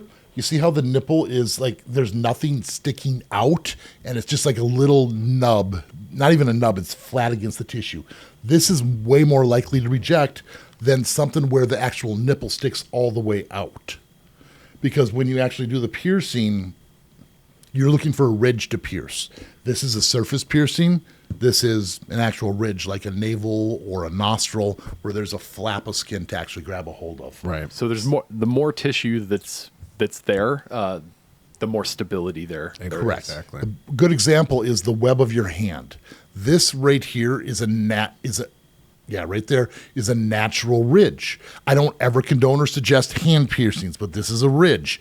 This is like where the nipple will be flat. And when you pinch the skin up and you let go, it wants to go like that, which pushes the barbell out. So when there's a ridge, a natural ridge, it's going to stay. When there's no natural ridge, it wants to go to the natural position. Cool. Thank you very much. Yes. Yeah, it's going to create a lot of unnatural pressure, which in return causes complications, bumps, or just never heals. Correct. And I do suggest if you have that flatter nipple like that, not to go with too big of beads, because the bigger the beads are, the more it pulls the nipple out, and you want to try to get as flat and flush as possible.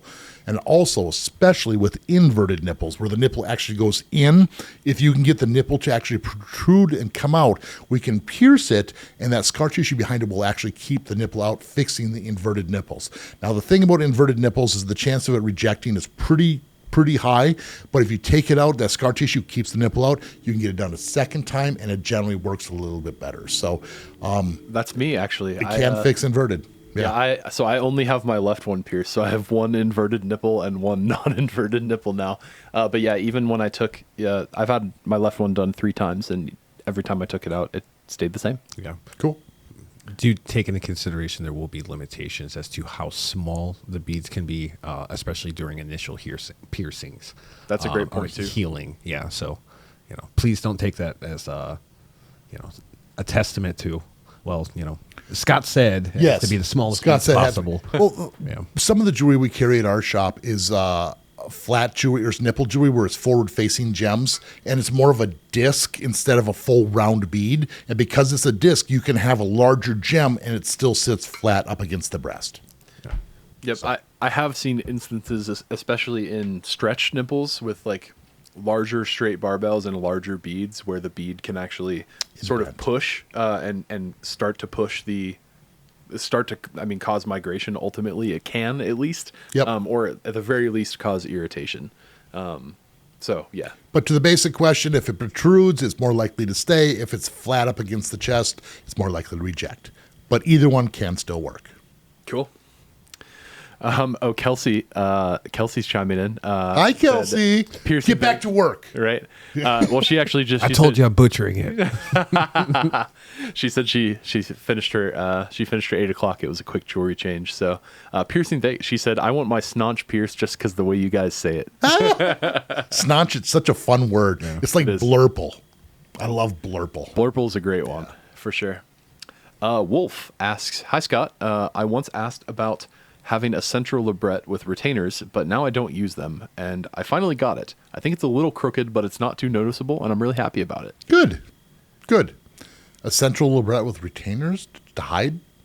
Once asked, I think they were just asking if it was possible. Okay. And they finally, and when we told them, after you heal, it is possible. Yes. I think they finally went for it.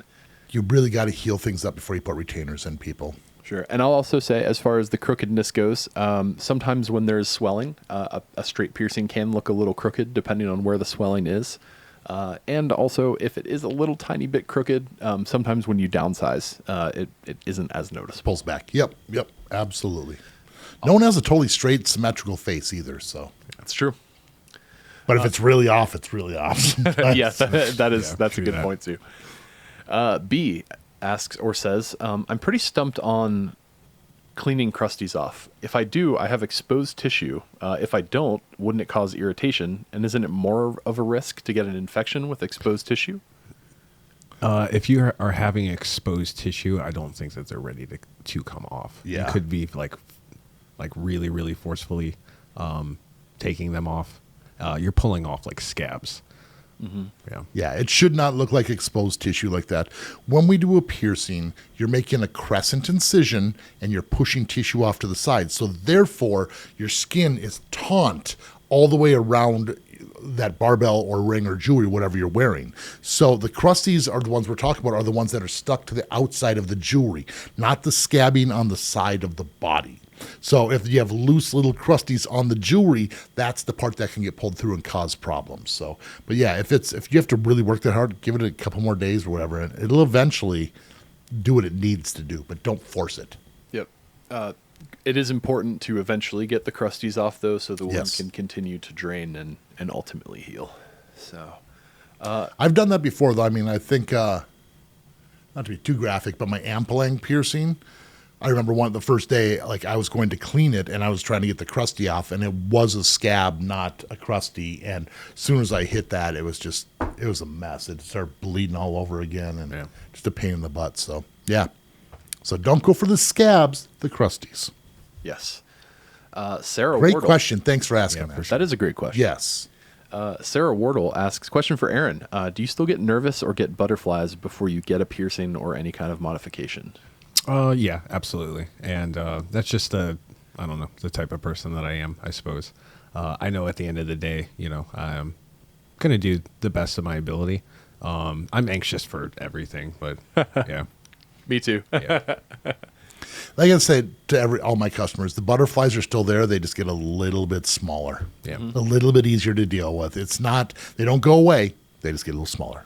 Yeah, for me, I don't actually think they get smaller. I'm just like, okay, I'm gonna do this, whatever. The moment I hop on the table and it becomes real, I'm like, oh no, what have I done? So yeah, I feel it. Yeah, you're right. I have zero fear until I'm on the table and then the piercer's hovering over me, and then it's just like, oh, this just got real right now. And it's like, yeah, I have no fear. I'm good. And yeah, the butterflies are there, and it's not a big deal. But Yeah. I actually, it's funny. I actually think some piercers can be worse. I remember Kate, who she was an apprentice at the time, or no, she wasn't an apprentice at the time. No, wait, she was an apprentice. Yes, she was an apprentice. Sorry, I'm trying to get your story straight. Yeah, she was an apprentice at Mantis. She's now an awesome piercer at Metal Elevator on Instagram. If anyone wants to check her out, hi, Kate, or check her bridge piercing out, which I did. But it took her. It was after hours. It took her about 45 minutes to work up the courage for me to do it. She had been laying there, and we were talking each other up, and she's like, "I'm good. I'm not good. I'm good. I'm not good." But we finally made it. Love it. I bet surgeons have it really rough. Just do operations on people all day long, and then it's their time to do it. 'Cause the reason it's gotta be so scary is you get completely put under, and you're out of control. And Yeah, I would think they would probably be like really easy for them. It's like, you think so? Yeah. Like we do this all day long. It's no big. Yeah, because I'm not there. It means I don't know. So. well, you don't have like the angst of the individual either to like feed off of or whatever, Good point. Yeah. Good point. Once they're put under, so. Yeah. All right, we'll keep it rolling. Let's see. Sarah Wardle says, "There's Scott again with his hubba hubba oil." Hubba hubba. I love it. Oh, I remember Anne. Anne was saying, "You are on my screen, but I am totally blind, so I can't imagine some of these piercings that you were talking about." I remember she had popped in, and we were trying to think of some stuff we could do to be extra descriptive. But thank you so much, Anne. We really do appreciate you coming to hang out with us. Absolutely. Yeah, it's really tough because a lot of the terminology we use is straight out of anatomy books. Yeah, we'll try to keep it as descriptive as possible. Because, yeah, it's confusing. Like, we use a lot of weird words, and people get confused by, like, what's an anti-helix? I just want this spot of my ear pierced, and it's like, the anti-helix is on the inside, that little curvy area, not the actual fold of skin on the outside. So, yeah.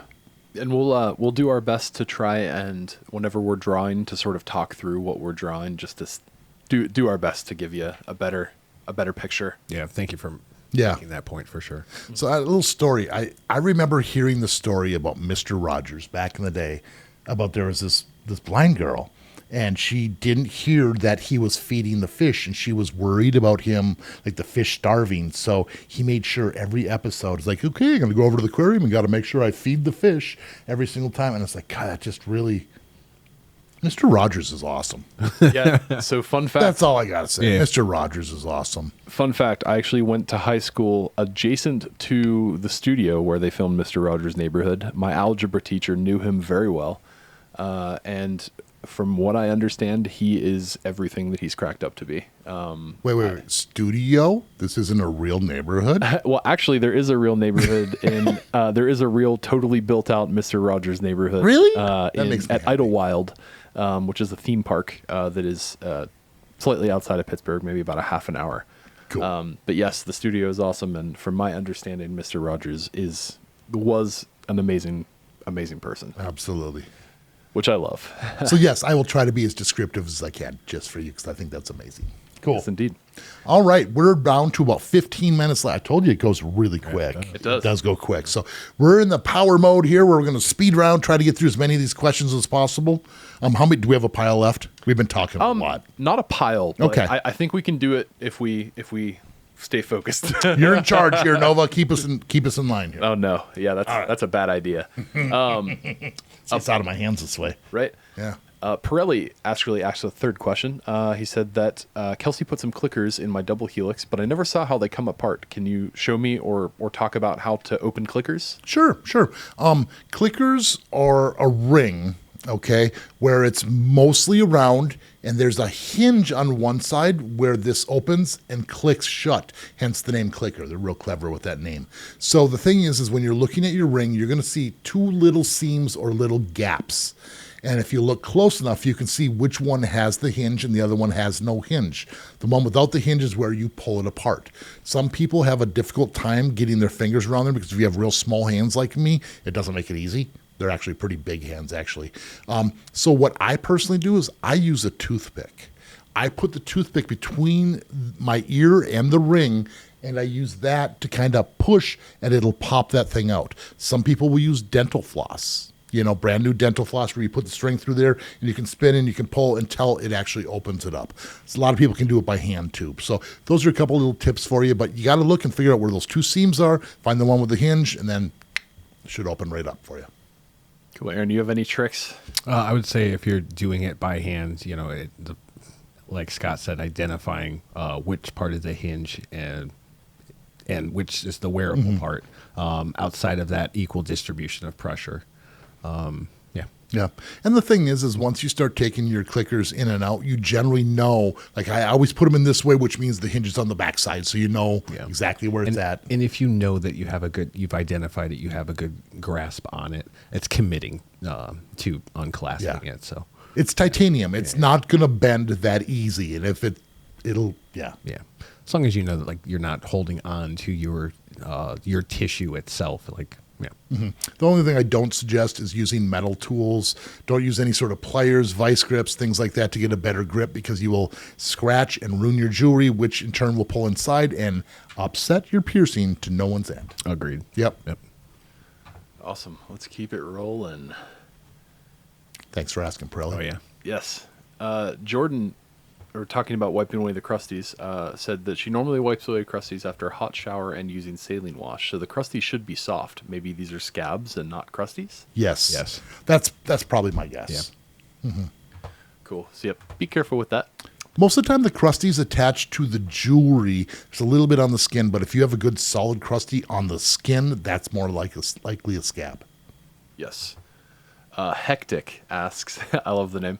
Hey Scott, my next piercing will be another lip piercing, but I cannot decide between spider bites and snake bites. That had me thinking of the What Should I Get Pierced series. Will it ever come back? So in one way, shape, or form, it will come back. You're wondering between snake bites and spider bites? Mm-hmm. My question would be, do you have any other offset piercings? Because I'm about balance. If you already have an eyebrow piercing on one side, spider bites would complement that very nicely. If you have a bridge piercing, snake bites might complement that because it's in the center. Is it a nostril? You see what I'm saying here? So, and it depends on what the big picture is in the future. Do you want things to be symmetrical and balanced? Do you want to be asymmetrical? I'm a balanced, symmetrical person. That's me, though. What do you say? I would say earlier in my career, everything had to be symmetrical. It was at least what I would suggest. I personally liked having everything very, very symmetrical. As time went on, complete opposite. Yeah? Yeah, complete opposite. Okay. Asymmetry. So I like symmetry on the front of the face and asymmetry on my ears usually. I like, yes. Yeah. Cool. Cool.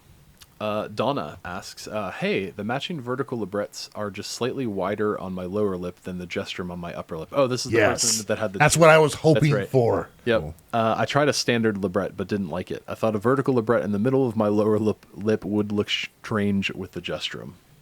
Yeah, It could look good if when you close your mouth, you can get the spacing of the beads to be the right amount. I would imagine that, the different spacing of the beads would make it look weird. But if you could get a symmetrical spacing when your mouth is naturally closed, I think it would look really, really cool. But the fact that you have a gesturum, a vertical upper labret in the middle, and the two on the sides like that, I love that combination. I love that. And we're just talking about the what should I get pierced. I don't remember ever suggesting that combination to anyone. That does sound really cool. It sounds cool. Yeah. It sounds like almost like teeth kind of like interlocking kind yes. Yeah, like a maw. Oh, it sounds so cool. I want them now. Yeah. I want them. Yeah, it sounds like a maw from like a Dungeons and Dragons character thing. I love that. Super rad. Thanks for clarifying. Yes. Tyler is coming to hang out. He says, hey, guys. What's up, Tyler? Carson says, I pierced my lip and had to take it out and healed it up. Healed and hold on. Words, I pierced my lip so tough. and had to take it out and healed up. Healed up closed. Any ideas what I can do? So I'm not sure if you're talking specifically about like maybe getting it re-pierced or alternative piercings. Well, if you're worried about scar tissue, you can always get scar tissue removers like Dermal. There's other brands you can buy where you can massage it and break it down, and that will take care of the scarring. You could get it re-pierced in the same spot if you wanted to. The way it was worded sounded like you might have pierced yourself at home. My biggest suggestion is go to a professional and have it done the proper way so it's the right angle and so it can heal properly for you if that's what you did. I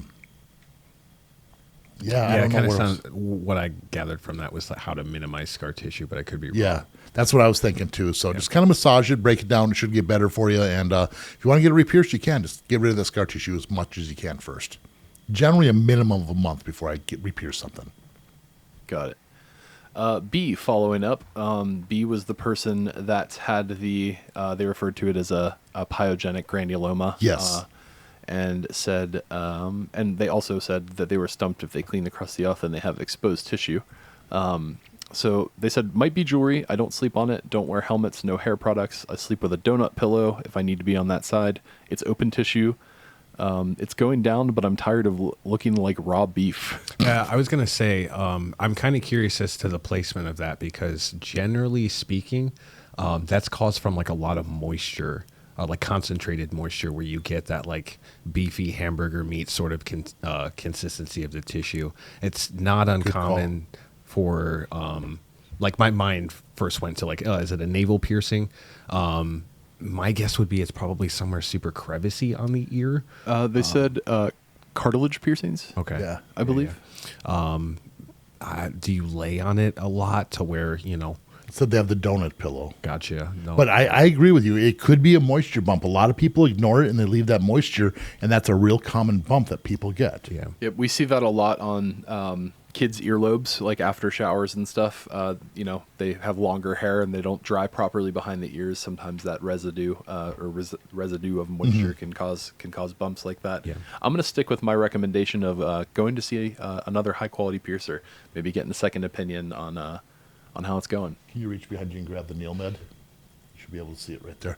And the other thing, too, is I hope you're using the proper aftercare. We didn't talk about that at all for any of this. This is nail med wound wash. This is all we really suggest for piercings. This is sterile saline, sodium chloride and water. Basically, that's all it is. It comes out in a nice, gentle mist, so you spray the front and the back, and that's how you're going to be cleaning this. Amazon sells you a bunch of different stuff. There's all these oils. There's so many different things. Keep it simple, sterile, saline, and let your body do the rest of the work. Yep. A lot of us over clean, put too much stuff on there, turn it into a crazy chemistry experiment. Keep it simple. Yeah. Yep. Awesome. Crow asks, how was the APP conference? It was pretty awesome. It was really great. It really was. That was the first time we really met Aaron. Yeah, we sat down. We all, Gordon Ramsay's Burger Bar. Yeah. Yep. And we sat down and we just started chatting and just started nerding out, and it was super fun. We met a ton of people. You didn't really do any classes there. You just kind of. No, not this year. Yeah. Right. Yeah. So you just kind of showed up to meet us and see how things went. And obviously it went pretty well. He was right here. So yeah, we knew pretty quickly that Aaron was going to be the right fit just from like the first couple minutes into dinner. At least I did. And then I think we all did. It was like odd in a very great way. So. Yeah. Yep. Love it. Good. Stars align. But yeah. truly. But we all had a great time, took a bunch of classes, met a bunch of people, met a bunch of piercers. It's APP. I love APP. It's so much fun. Indeed. Yeah. Slowly Judging You says, I'm very confused by the idea of irritation bumps hurting. They never have on me. Even the nostril bump from a month-long cold followed by another month-long cold. Are they supposed to hurt? I mean, it's a wound, so it's not out of the realm of possibility that it can hurt, for the same reason that sometimes scrapes or scratches do or don't feel uncomfortable, Everyone's different. Some people, it's like you can ask 100 people, like you stub your little toe on a scale of 1 to 10, and you're going to hear every number under the sun. So everyone has a different rating as far as that goes. Sometimes I've had bumps where I didn't know there was a bump. Other times I feel the bump, and it feels just throbby and, you just... Tender. Yeah, just raw and tender. So sometimes it happens. I think there's probably different types of bumps, different ways we get to irritations, different stages of the bumps. So there's a lot of variables. So consider yourself lucky if you've had bumps and they didn't hurt, because most of the time they're a pain in the butt. True. Yeah. Let's see. Jessica says, sorry for so many questions. Don't ever worry about that. We love answering Please, them. yes, that's what we're here for. I'm going to try to get through this quick because we're about down to 5 minutes. So I'm going to start after this. I'm going to start making sure that people that haven't had a chance to ask a question get priority. Where do you recommend buying jewelry, and what are some red flags as a consumer? I see a lot of online stores, but I get suspicious of the material being accurate and having no nickel.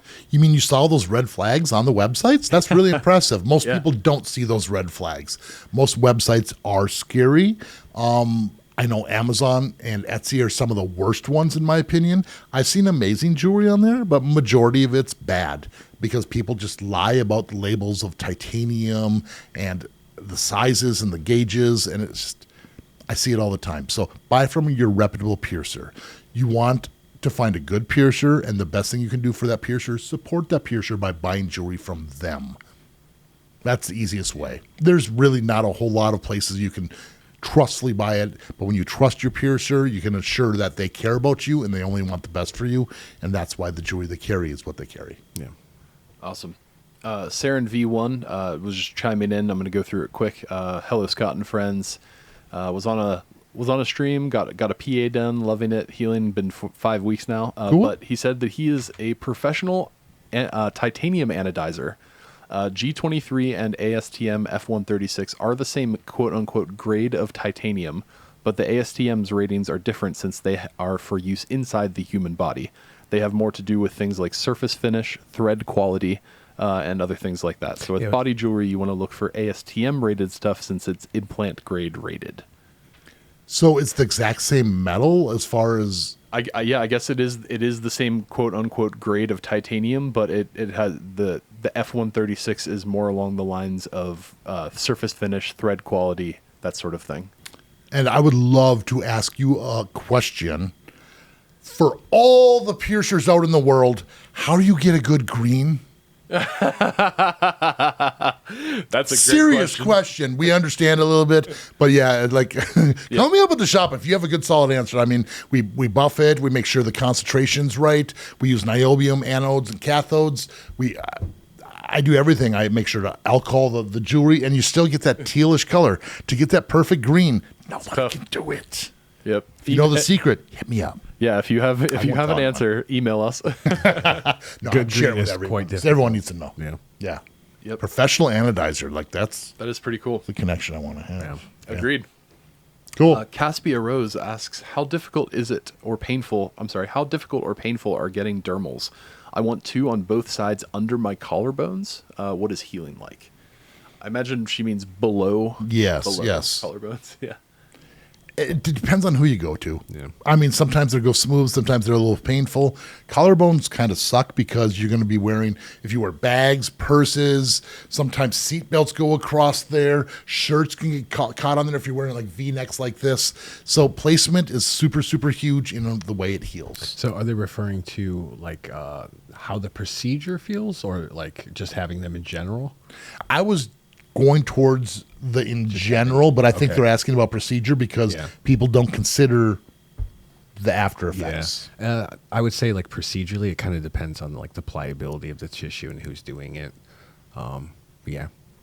And then another thing to consider too is sometimes removing them can be as painful as putting them in. That can be even worse. Yep. Or they can be way easier. Yeah. So it's really very it's really a substantial. crapshoot when you're playing with dermals like that when they come out. So yeah. Yeah. Stuff. Okay. All right. We're almost done. We got time for one or two more questions. Sorry, I had one. Ty asks, is it a dumb idea to get an anti-eyebrow and an eyebrow piercing in one day? No. No. It can be a little puffy. But Yeah. Yeah. You could get one heck of a shiner though, because like the eyebrow is going to be the upper lid and then the anti-eyebrow is the lower. So you could have the best shine. If you get a shiner like that, send us a picture. Agreed. PiercingWithScott@gmail.com. We want to see it. Yeah. Yes. Yes. Taco Cat asks, is it compulsory to downsize tragus piercings? I was pierced with a 5/16 flatback. Thanks so much. Compulsory? I don't even know what that word is. I think they mean like, must I downsize my tragus piercing? I say no. Okay. A lot of people like to, because if you wear earphones, earbuds, things that go in your ear, nothing's going to be in the way. But it's not like a helix, in my opinion, where a helix or a flat, if you don't downsize them, the angles change. I haven't really seen that happen with the tragus because I think a tragus is slightly thicker, similar to a conch, where they generally don't migrate too much. What do you think? I see pitting from movement over the course of time. Okay. I generally think that it's in your best interest. Yeah. Yeah. Cool. Personal preference. Yeah. I'm wrong. He's right. Always. Love it. Yeah, I think that makes sense for sure. Because if you have a longer jewelry, movement can widen things up. I had studs in mine for years and years and years and never had any issues with it other than earphones or earbuds. So sometimes it doesn't cause problems, but my point is the upper helix ones are more essential to downsize. That makes sense. It's not necessary if it's causing a problem. Fix the problem. Yeah. And the tragus is more like hidden by the structure of the ear, so less susceptible to. Yes. Yeah. That makes sense. Cool.